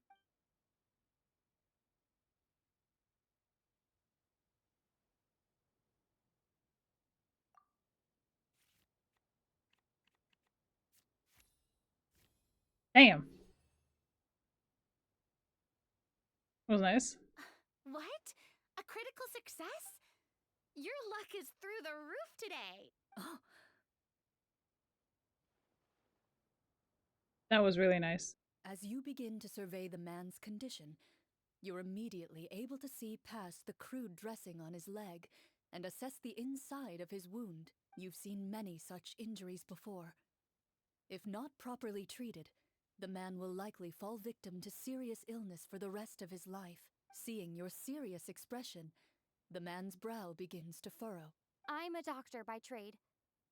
Please let me redress your wound. You don't have to suffer like this. You apply a poultice of specialized medicine to the gash and carefully redress the wound. The man regards you first with bewilderment, and then with guilt. Thank you, friend. I'm sorry for misjudging you earlier. Please, accept my apology. Don't worry about it. That misunderstanding is all in the past now. So do you know where we can find the monsters? We're here to defeat them. He informs you of the locations of the monsters, and a glimmer of hope returns to his eyes. Those monsters aren't easy to deal with. Our soldiers are too young to be of much help, and now I'm out of commission as well. But if the legendary Marechaussee Hunters are prepared to lend us their strength, then perhaps there's still a chance to turn the tides after all. Just take it easy and leave the monsters to us. Fighting them is what we do. I'll place my trust in you then. You have my gratitude. I just hope all the guards will be able to come back to their families alive. I wish you the best of luck. Okay. Based on what the captain said, the monsters should be right up ahead. Let's go. Hopefully we're not too late. As you approach the battlefield, you see numerous people lying by the side of the road. They appear to be dressed like guards. Their faces are filled with desperation and terror. Some are screaming and cursing in vain, as if still trying to banish the monstrosities they saw from their minds.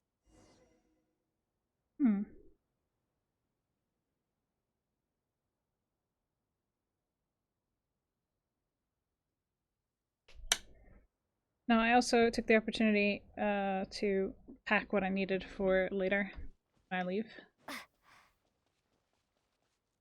A few of the wounded look up at you in shock and disbelief. Quick, leave this place. Turn around and don't look back, they yell.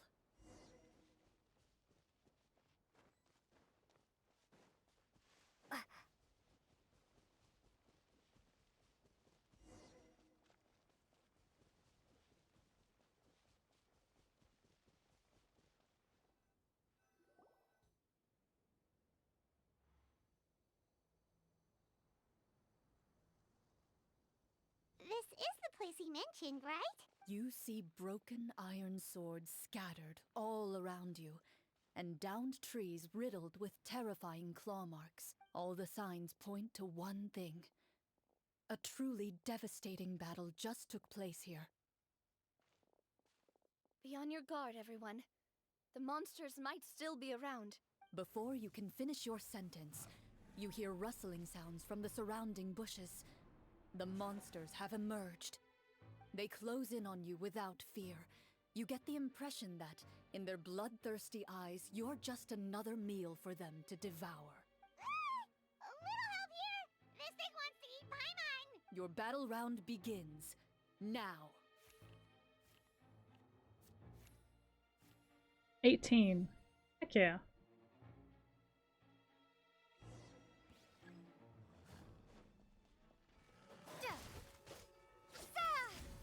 Propagate! Let my name echo in song! Coming at ya! The next battle round begins now. Scatter! A round of applause! Shit! Attack! That's the way coming at ya! Watch out! Ha! Shower me with praise! The monsters let out a terrifying roar of anger and resentment before dissipating into thin air. Oh, thank goodness it's over. We're lucky the Marashose Hunter class came with all those preset skill points. Otherwise, we would have been in some real trouble. I never knew the photometer even determines the amount of damage you inflict. If you get unlucky, isn't it just game over right then and there? That's part of the fun. The uncertainty of fate is what gives these games their appeal. Just as you begin to celebrate your victory, a suspicious lump on the ground catches your attention. A suspicious lump. Wait, could it be the thing that appears after every battle? I walk up to it, crouch down, and begin to carefully examine it. I've still got my right glove on, so it should be fine for me to touch it, right? As you investigate the mound, you discover that the exposed portion appears to be made of wood. It was previously obscured by the large form of the monsters. With the monsters gone, the small protrusion now awaits your discovery, poking out of the ground like a shy flower bud. Whoa, it's a treasure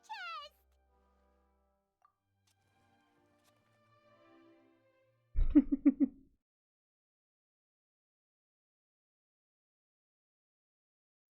Spoils of war.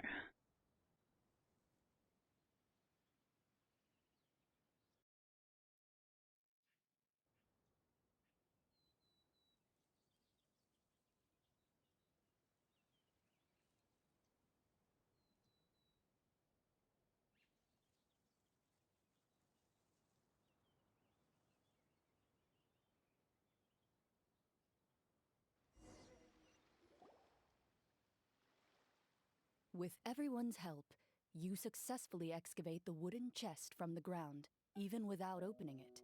You can tell from the mora and jewels scattered around the chest that it must contain quite the fortune. Makes sense. We worked hard for this. Let's open it and we can share what's inside. I can understand your excitement, Paimon, but think about it.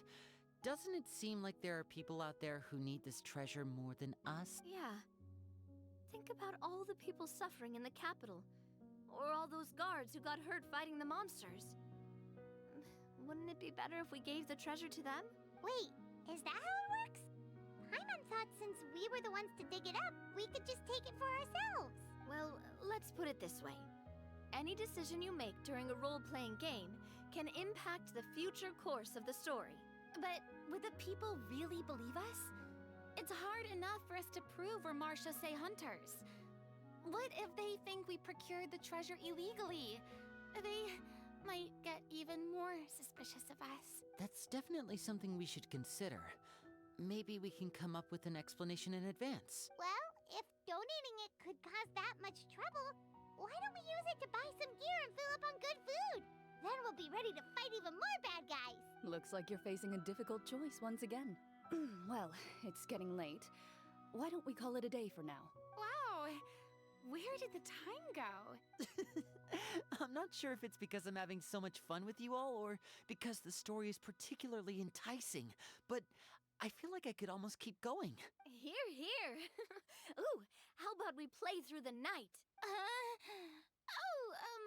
I'm not sure I'll have enough energy for that. Yeah, that won't work for me either. Lynette will give me an earful if I get home too late. I understand how you feel, Navia, but we have to change venues for the next part of the story anyway. Huh? Another location? Mm-hmm. There's a special note for the GM at the end of this section that says to proceed to an indoor set for the next part of the script. Whoa, they really pulled out all the stops for this new script. Well, even if we end the game for the day, we can still stay a little longer and hear Cloran finish her story, right? Paimon wants to hear more about the history of the hunters. Something tells me you just want to finish the free desserts before we break for the day. That's just a coincidence, okay? Besides, to Paimon, not finishing free food feels even worse than having to buy her own. And anyway, Paimon really does want to hear more about Cloran's master. Well...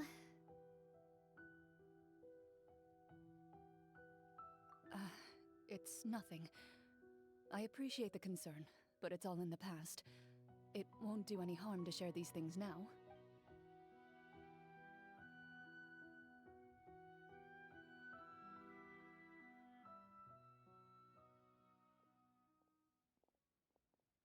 My earliest memories are of living with Master.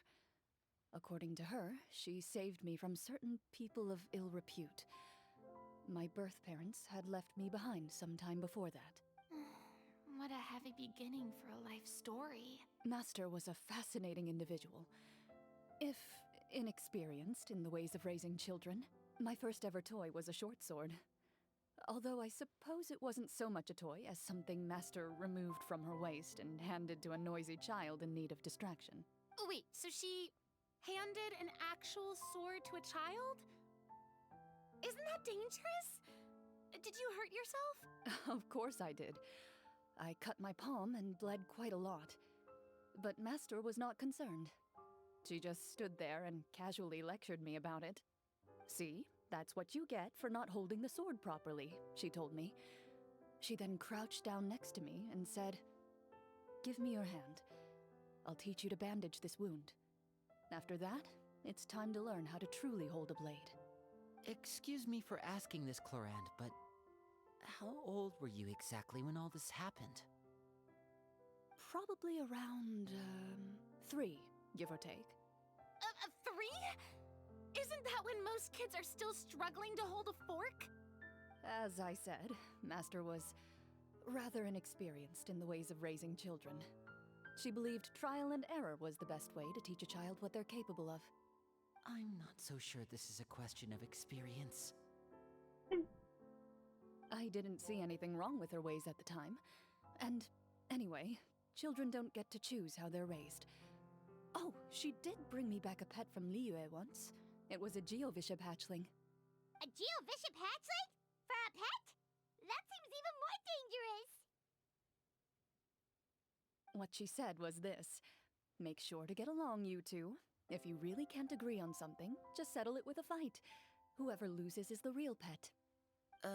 And how old were you when this happened?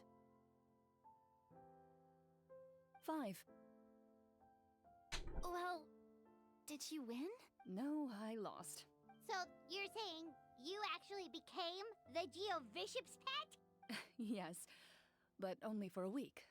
By the end of that week, I defeated it in combat, and we've shared a cordial relationship ever since. That really doesn't sound like the kind of childhood someone should have. Later on, I gradually understood that Master most likely didn't know any other way to raise a child. She was a marechaussee hunter, but I never heard her bring up her own parents. Thanks to her, I learned how to navigate the forest by the age of 6, and could hunt monsters in the wild by myself the year after that. Even though the training she subjected me to was strict, she always made sure to take me traveling when she had the time. We met many of her friends during those days. That was also how I met Mr. Callis and his family. I still remember the first time we met. You were too scared to join our picnic and hid behind Ms. Petronia the whole time. I still hadn't really met many children my age at that time, so I didn't know how to interact with others. After that, though, you started coming over a lot. You loved challenging people to shooting competitions, remember? I don't think many members of the Spina ever beat you in one of those. I had a lot of fun during those days. I enjoyed them too. Oh, do you remember that one time we went exploring around the Spina together? We overheard Papa call your master Fontaine's Protector of Justice.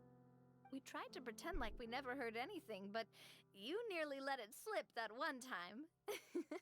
Protector of Justice? Oh, wait, you mean that vigilante hero from 20 years ago? The one who is always active at night? Yep, that would be her. She often would put on a black cloak and go out at night. I never knew where she went or what she was doing. Until, like Navia said, we overheard the truth from Mr. Callis that night. 20 years ago, huh? I still remember the guards leaving all kinds of witness reports about her on Nervalette's desk. My apologies. Oh, there's no need to apologize. You had nothing to do with it. And anyway, everything she did was for a good cause. Although, calling herself the Protector of Order was a bit much. Especially when she deliberately operated outside the law. Huh? When did the Protector of Justice become the Protector of Order? Oh, she had a bunch of code names. I heard she would just come up with a name on the spot whenever she was asked. Later on, she probably got sick of answering those questions and decided to stick to just 2. The Protector of Justice and the Protector of Order. That sounds like her, all right. I bet she forgot which of the 2 she'd use by the time she got back each night. Well, she certainly sounds like a fascinating individual. With her strong sense of justice, it's no surprise her student followed in her footsteps. It's true. I always wanted to become like her. Someone powerful, independent, and with a strong sense of conviction. But...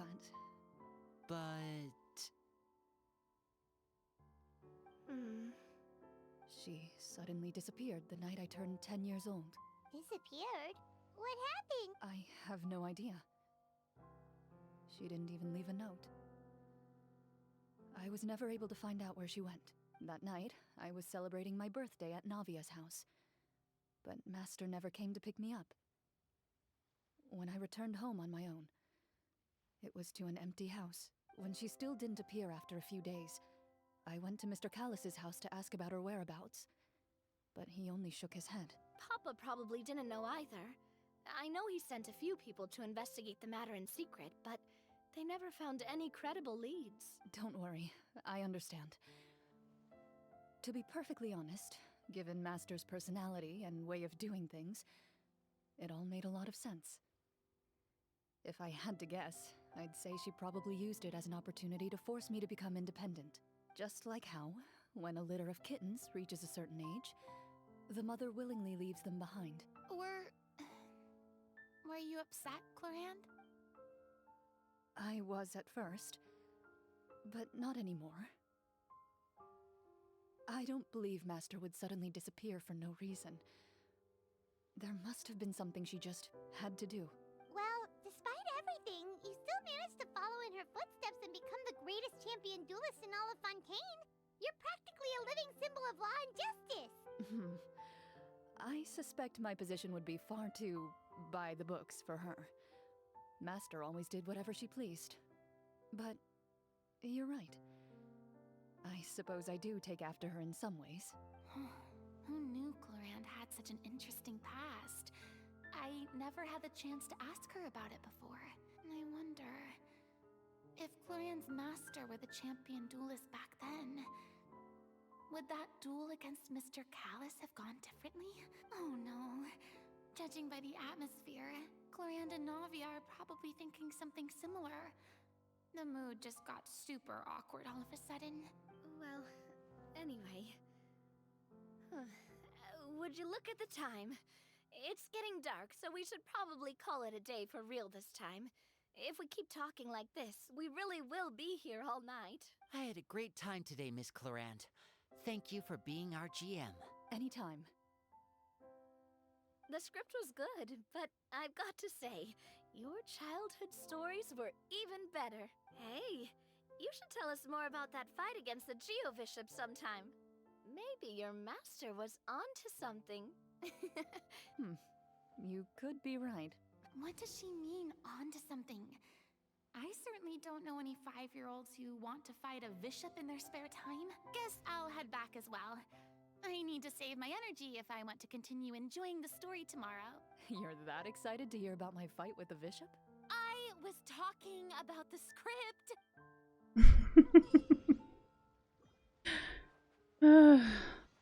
Alright.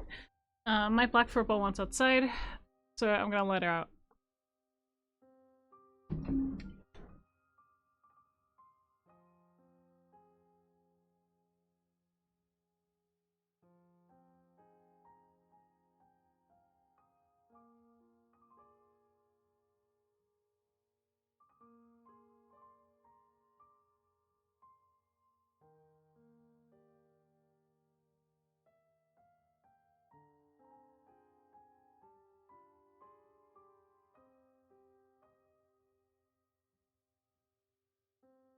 Alrighty.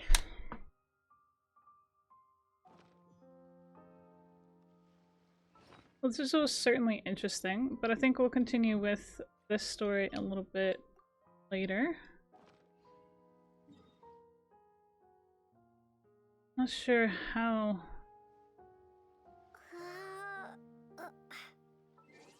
much more I want to do of this.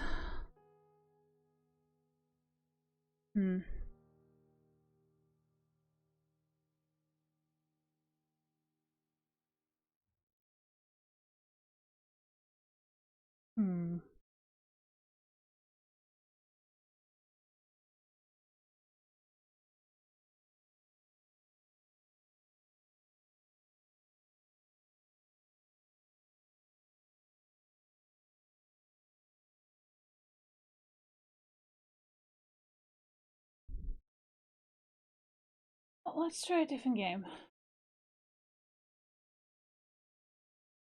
Let's see.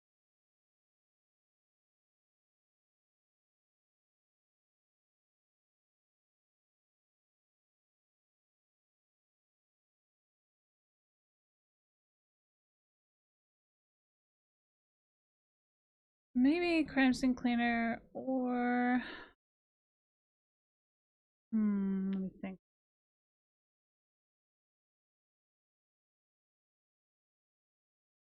I really don't want to stream this. The Super Mega Simulator just got like...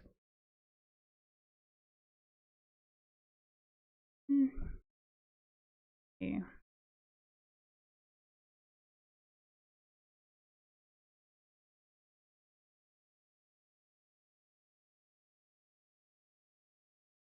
Let's do TCG Card Shop Simulator. With that in mind, I'm gonna put on some small amounts of synthwave radio. Let me guess. You're thinking about going to therapy. And as a therapist myself, of course I'm going to say that's a great idea. No.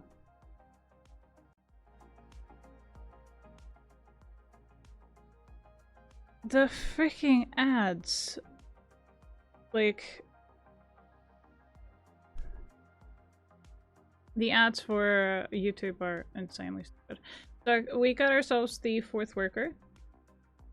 We're currently in the middle of the day, I believe. though.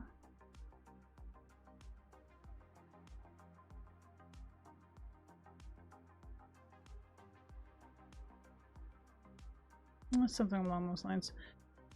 So we got 1, 2, 3, and then 4 workers.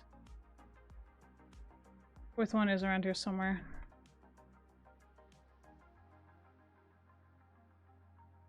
There, 2 there and 2 at the register, so 4.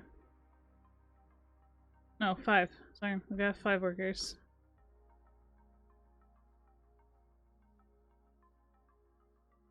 Ooh. Hello.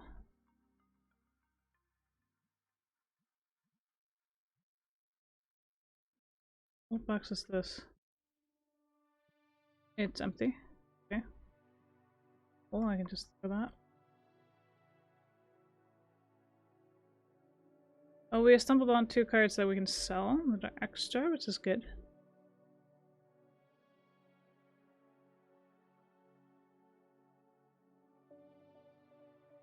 Some of these synthwave radio things are very low in volume, which annoys me.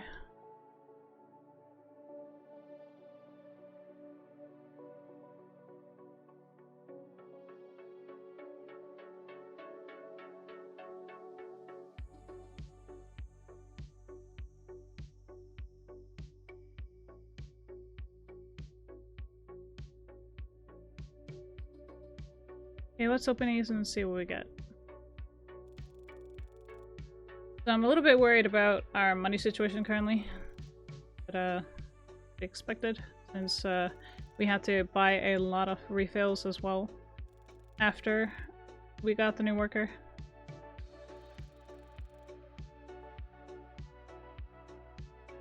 Really? The workers just left?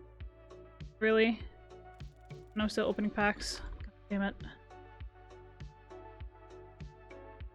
Okay, 60.39 there. Okay.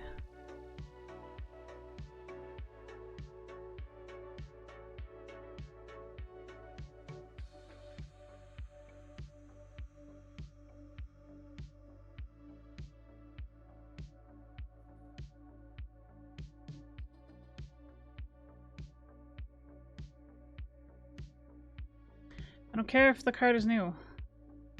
Does not matter to me.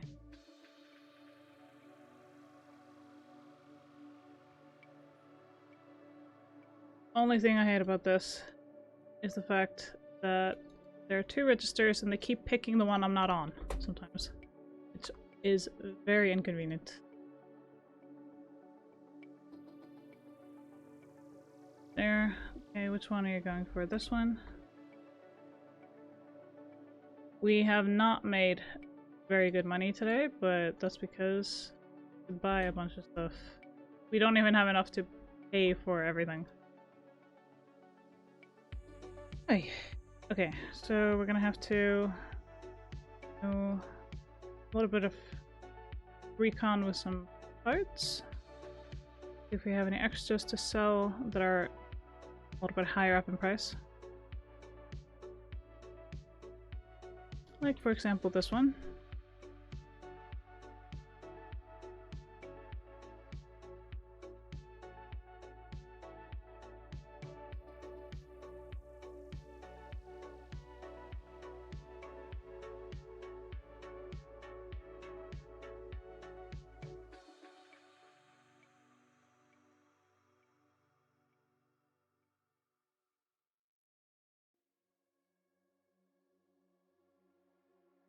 We did get a lot of stuff done in Genshin in a short amount of time. The longest, what took the longest was the story quest line. It is very interesting. We will most likely continue on Wednesday. Sadly, I'll only be here for 3 hours today. So there's a lot of stuff I need to actually do today, including the painting that I'm going to be making. Okay, let's start off with these.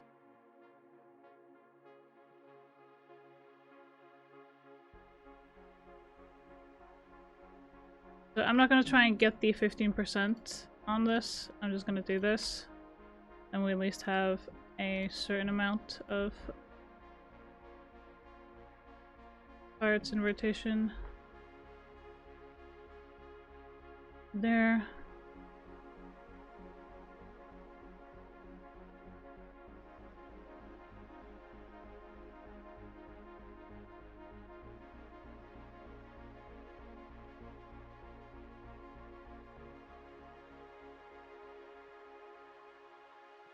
We keep running out of stuff quite fast.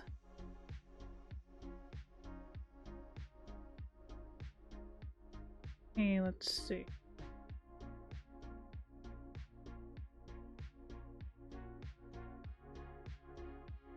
Let's open up these and see what we get.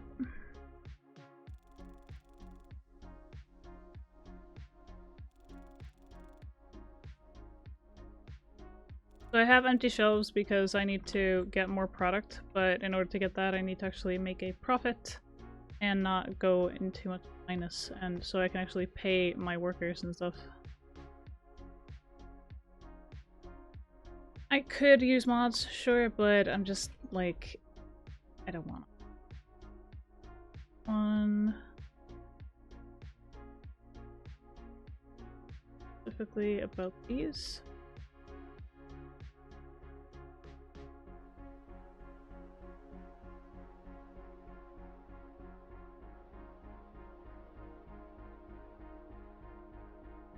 Okay, so what I definitely need is one of these. This.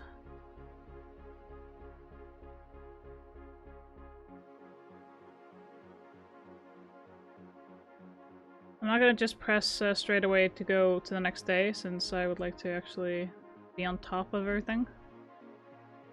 Like, sure, I could have my workers refill these shelves, but honestly, they would just fall behind.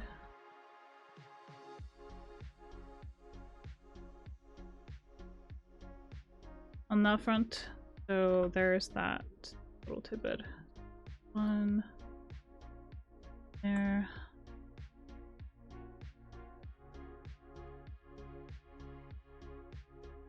Need these.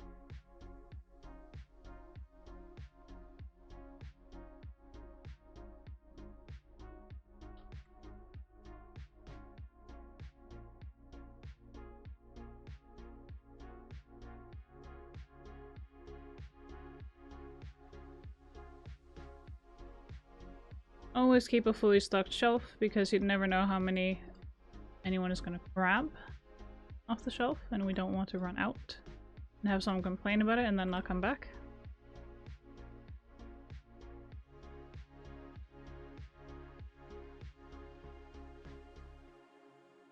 There, when there those. Okay. Yeah, we're definitely gonna need more of these.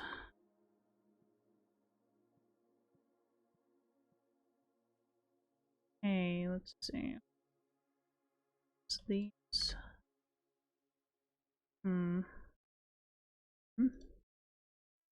Accessories. Okay, these boxes.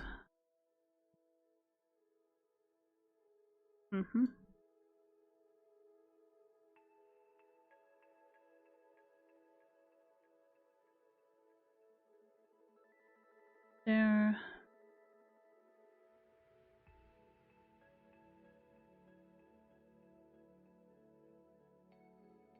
Let's see what else we need to put up here.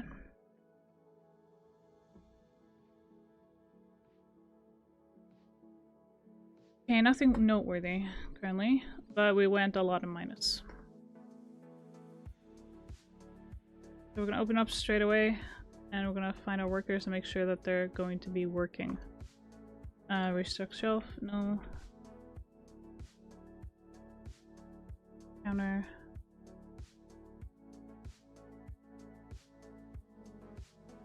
There, and then we just need to find that guy. Price. Yes. Okay, so as for paying the bills, yeah, salary is that one. The electric, and then we need 800 for the rest.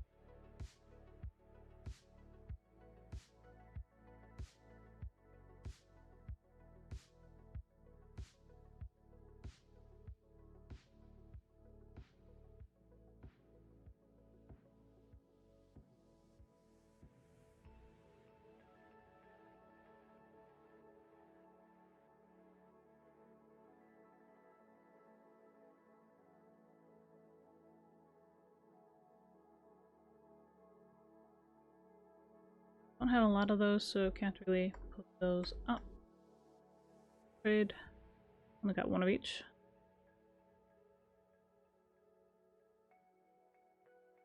These on the other hand I can sail.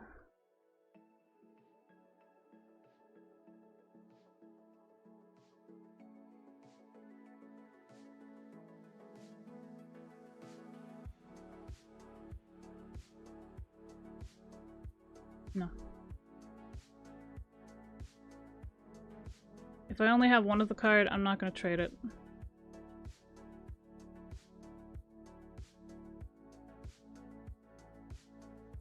Okay, we almost got enough of the rent.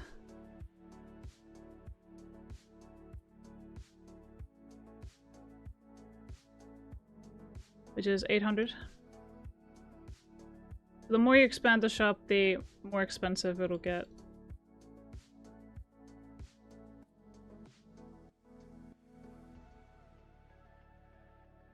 Okay, now we can pay the rent. Great.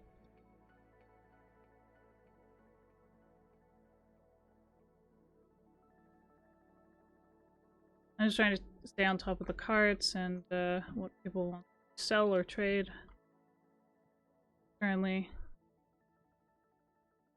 Alright, let's see. We're gonna start with getting these. Really? Dude, you did not get away.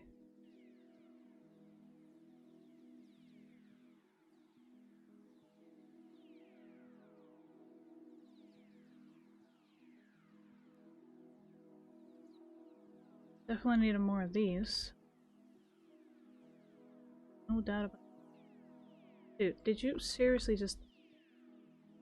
There's like half a box of these things here. No.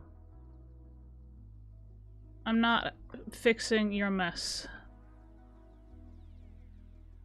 After, I'm fixing it now.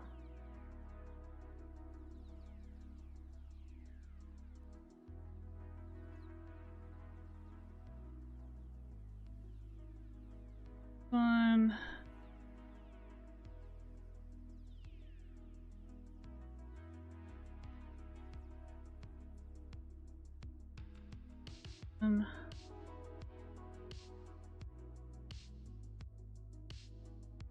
Yeah.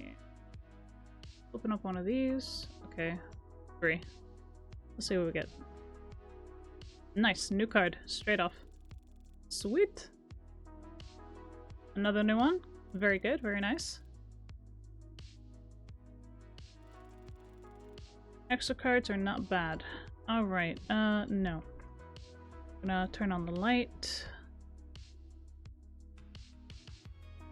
For what we're missing here.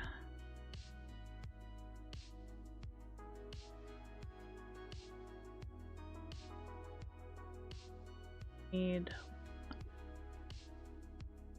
Yes, we are.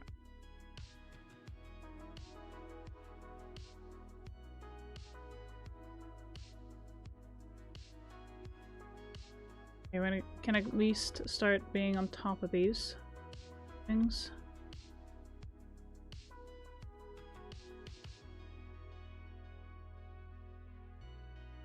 Put these away. There. One.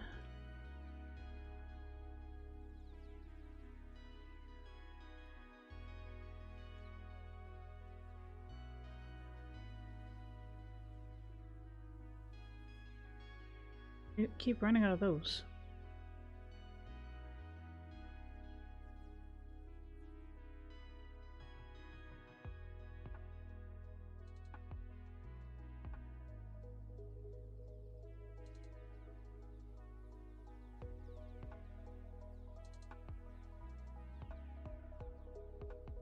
No.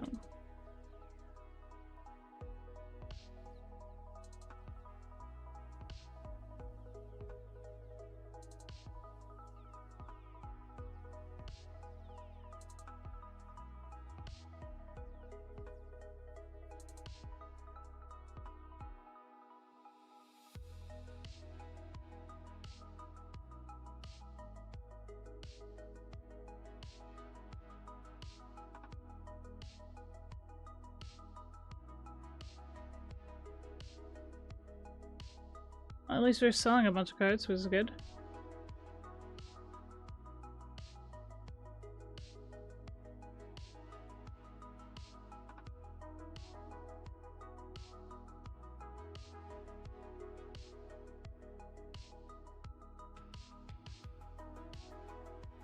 You're not buying anything from anyone.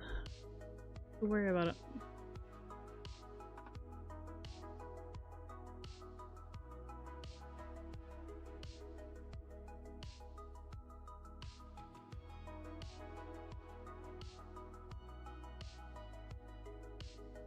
Okay, what do you know?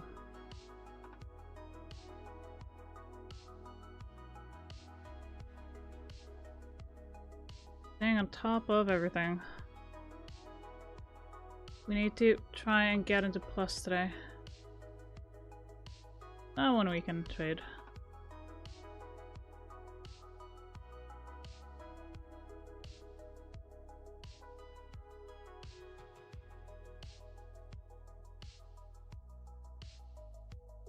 Okay, let's... No odd numbers. Fine.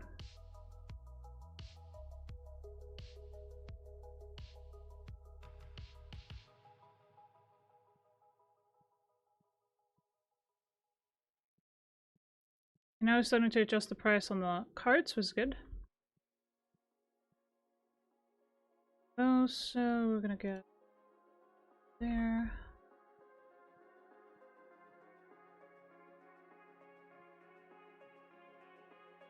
Yeah. 865, that's fine. Probably need to make more anyway.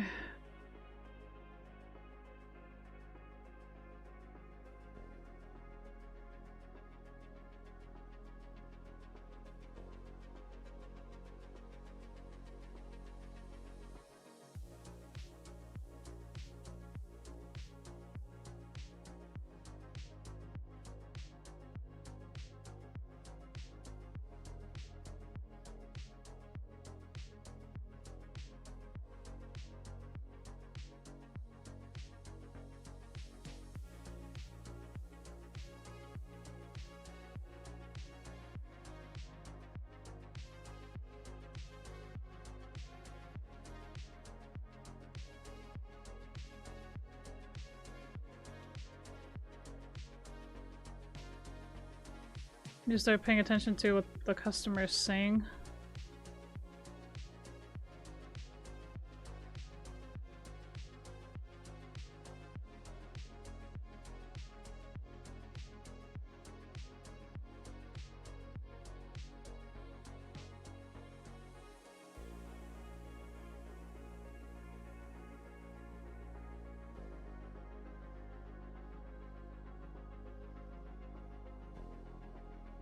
If they say anything, oh my god, we ran out of those? Are you kidding? No, we haven't. Why haven't you been putting it up?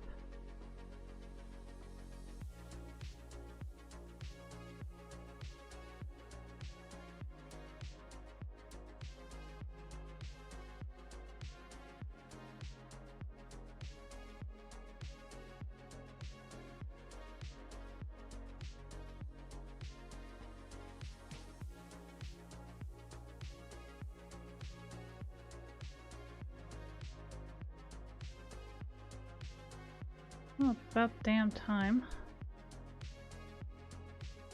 Okay, let's...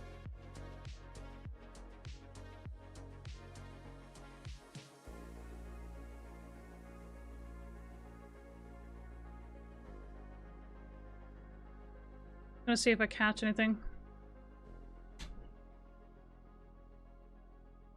Like, for example, what product to get, so to speak.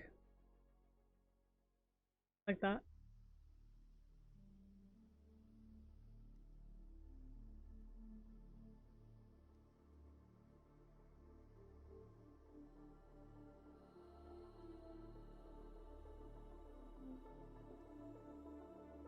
I'm not seeing anything currently. Same present, they are not looking for destiny cards.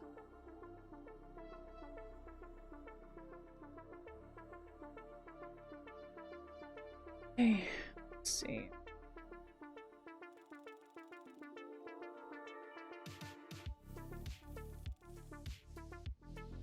So the reason why I'm opening all these cards is because, well, I still need to get a few.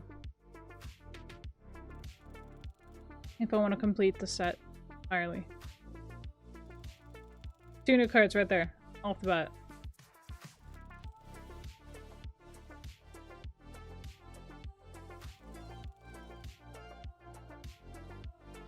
I feel like playing with mods would defeat the purpose of the game. For me, at least. Let's see.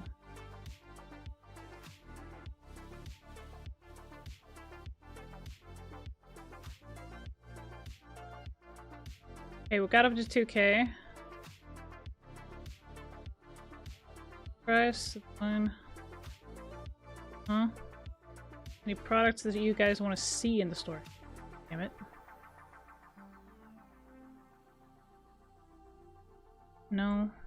Yeah, not trading those.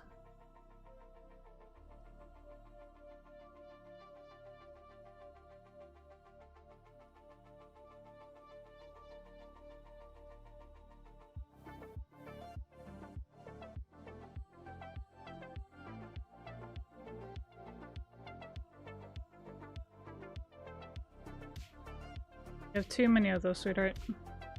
So no. Okay, workers are leaving, so now I have to actually pay attention to the registers.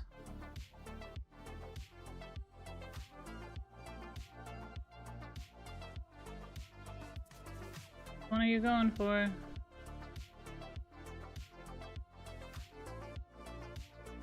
Okay, 6.85.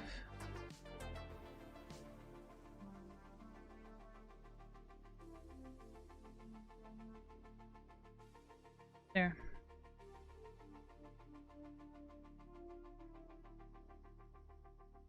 $8.4.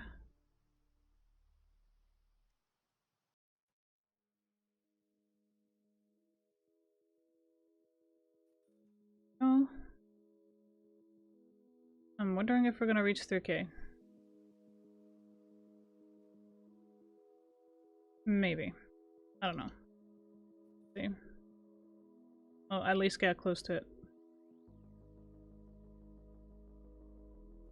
Not quite. Not quite, but close enough. Alright, let's see.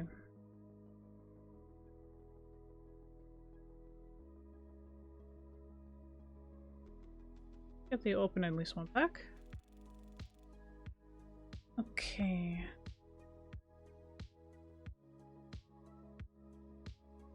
None of the figurines are selling, but that's fine. Okay, Mafia. Full game. The green pack.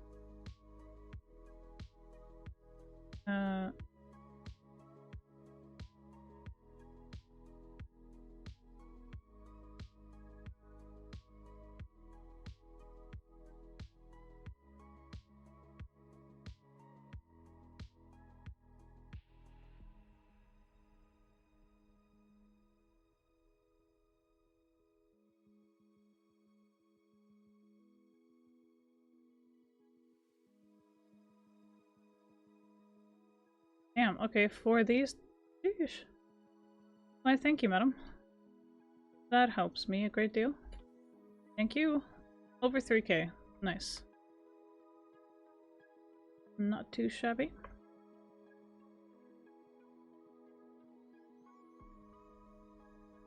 Okay, there, and then the...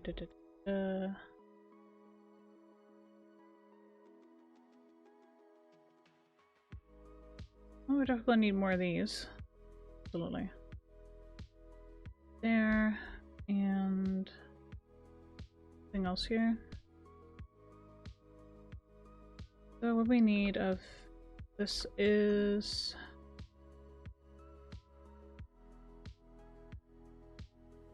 on that one. Actually, the figurines of these are selling, so we're gonna get one more. Here we're gonna need 2 of those. Check on... ah, there it is. Nope, not these. We're gonna need This one, this one.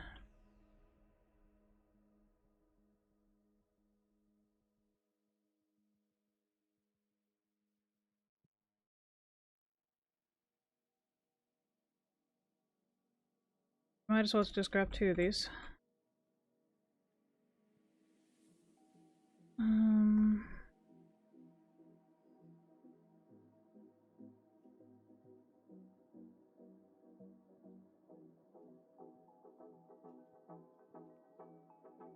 Yeah, we're gonna have to put up more stuff here.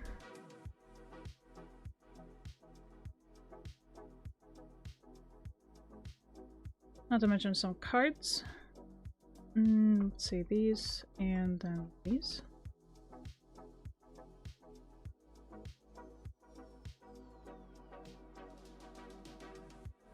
And of course the basic pack. Wow. Don't forget that before we start the new day. Really bad. Okay.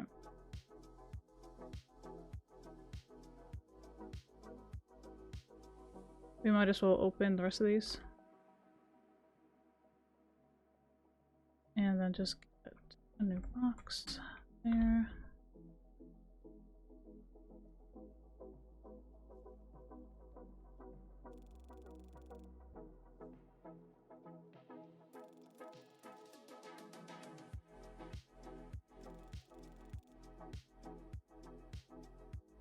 So I've tried some of the special tricks in opening up packs, but they've done almost nothing in the late game. Also, I don't want to play with mods to begin with. I've seen a lot of people do it. I've tried it and I'm like, nah, I don't wanna.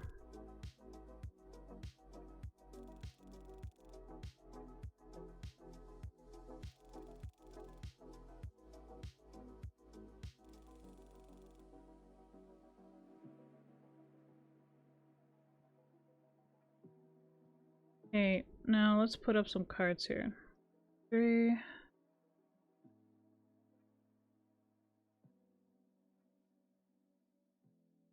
No more slot. There.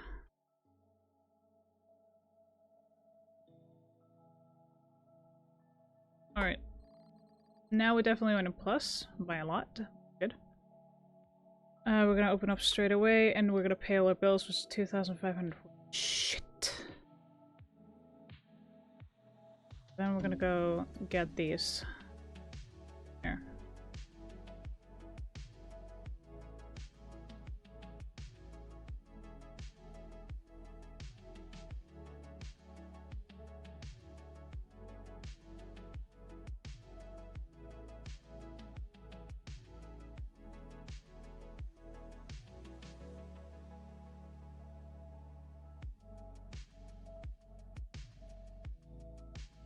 I don't even know what I missed. The cards. Or the things that I put up. But I don't think I missed anything.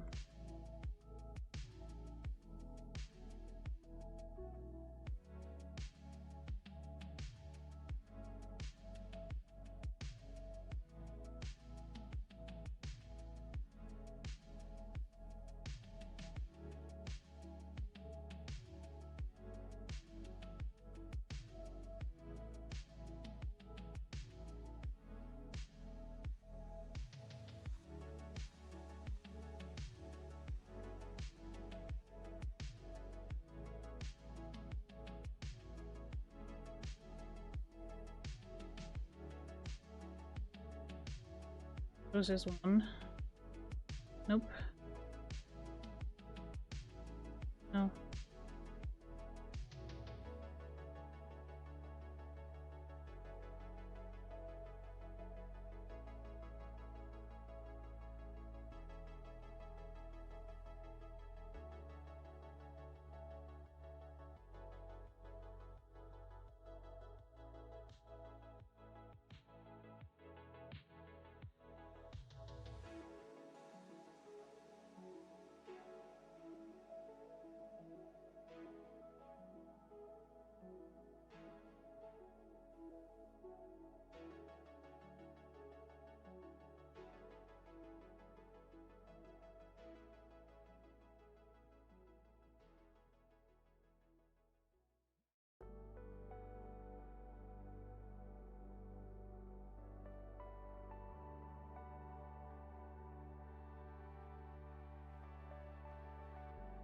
Hmm.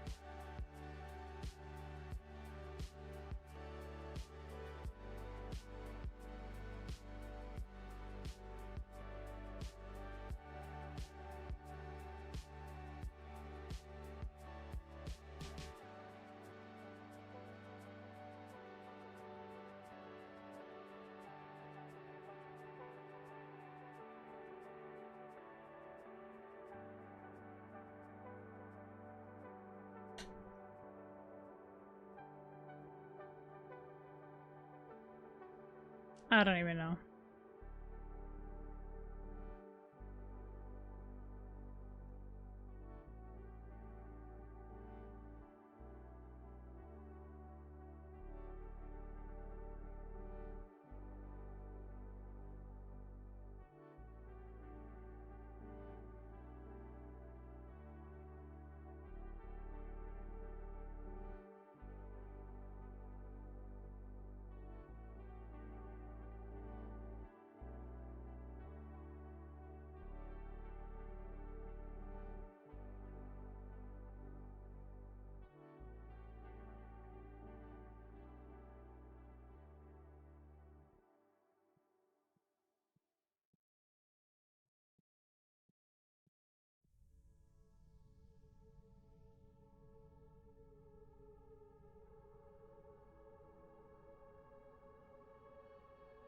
There, and put that back.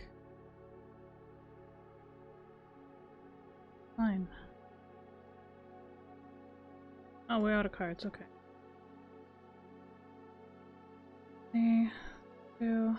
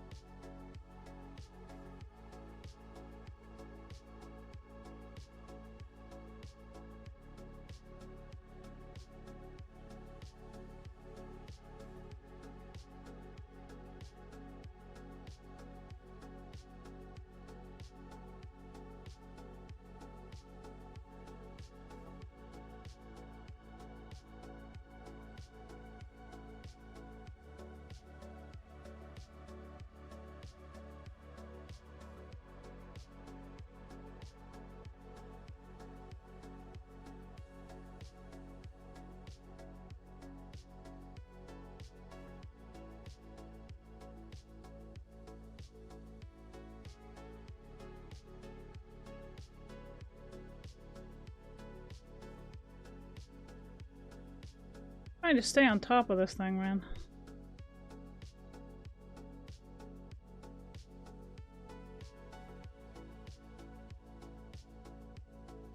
Sheesh.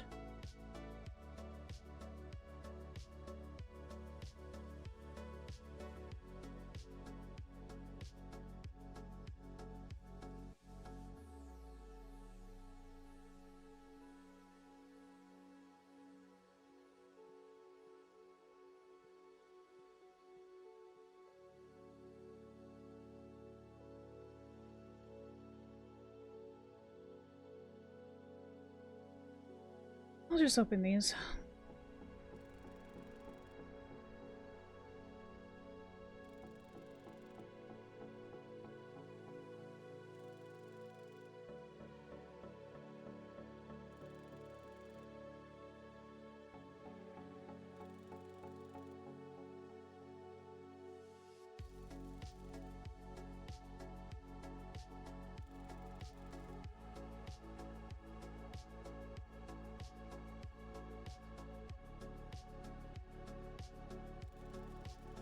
Not doing so good in the profit department right now. Oh, that's to be expected.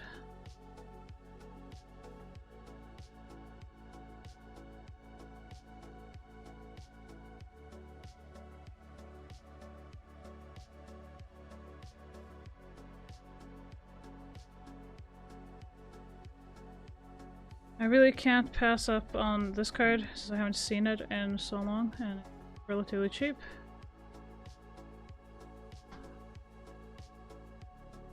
As I'm trying to get all the cards.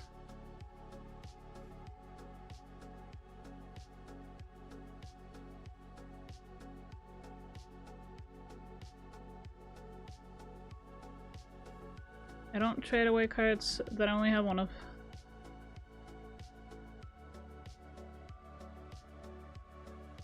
Stay on top of everything.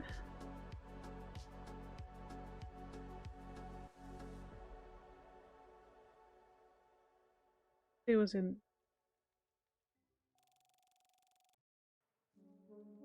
I don't see any products that they want currently, or haven't seen at least. But I'm definitely gonna get some from the tabletop.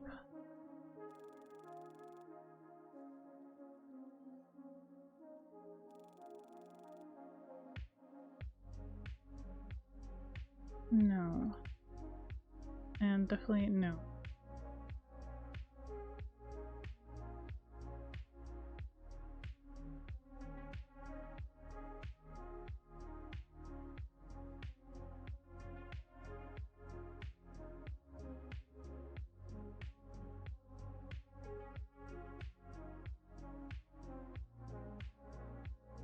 Did you fix that one, buddy? No, you didn't.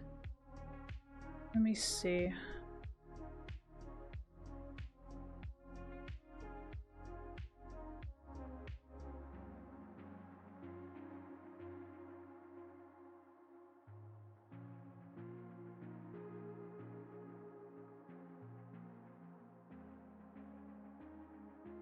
Okay. Pausing a little bit. Get my bearings here. No. Fuck, what was I thinking? Oh yeah, the Mafia game.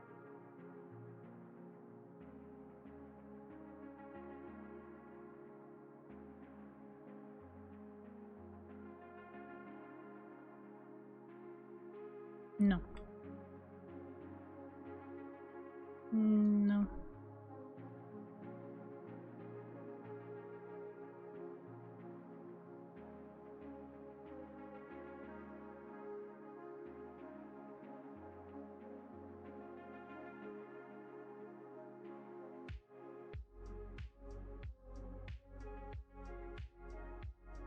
Mm-mm. I'm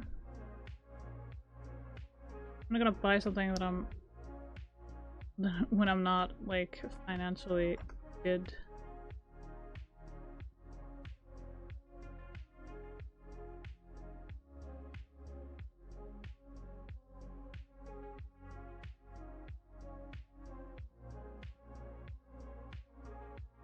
I just filled the shelf, buddy.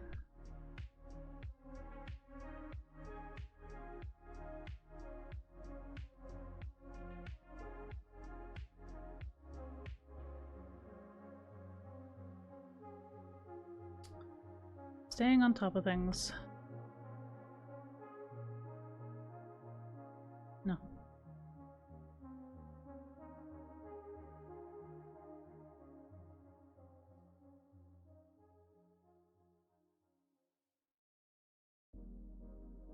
pressing the wrong buttons.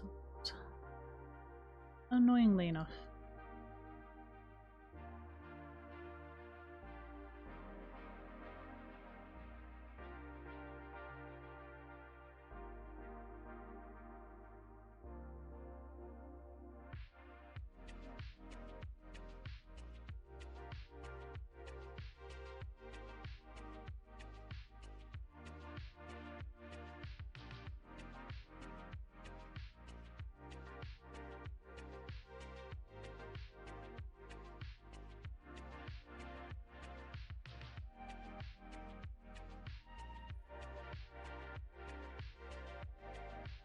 Well, we need 2,500 for everything.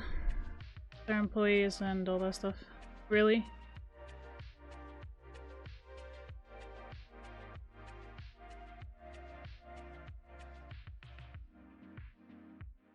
By walking around the thing.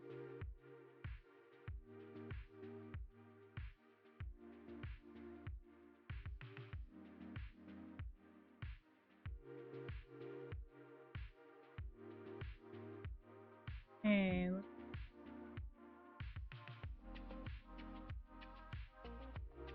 Well, I don't got a lot of time left, everyone. So I'm gonna go ahead and save because we're gonna have to raid out and I'm gonna have to get going. There. Pesky music. Now, let's see who's live, who we can raid out into, but first things first, let's do some of the raid message stuff for you guys. For those of you who are not subscribed, here's yours, and for those of you who are subscribed, please do copy the raid message with the raid emote. Now let's see who's live, who we can raid into, who we can possibly...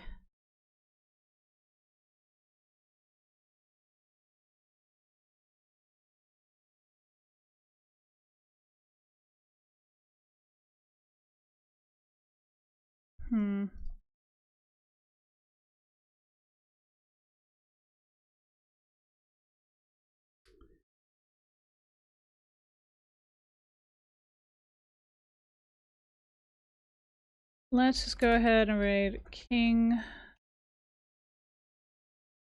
Azareth. Is it Azareth? Azareth, yes. Now he is playing something called Legend of a Mushroom, apparently. Thank you all for joining me here today, but as always, please do take care of yourself, meaning eat, hydrate, and rest. These are very important to maintain your health. And if you have the opportunity and or the energy, please do take care of each other, but not at your own expense or on the expense of your health. But most importantly, do remember that you are beautiful creatures. Now I'll send you off to Coast Mayhem, Destruction, and Chaos in King Azareth's chat, and I will see you all on Wednesday for some gaming. Until then, darlings, I'll see you next time. Mwah!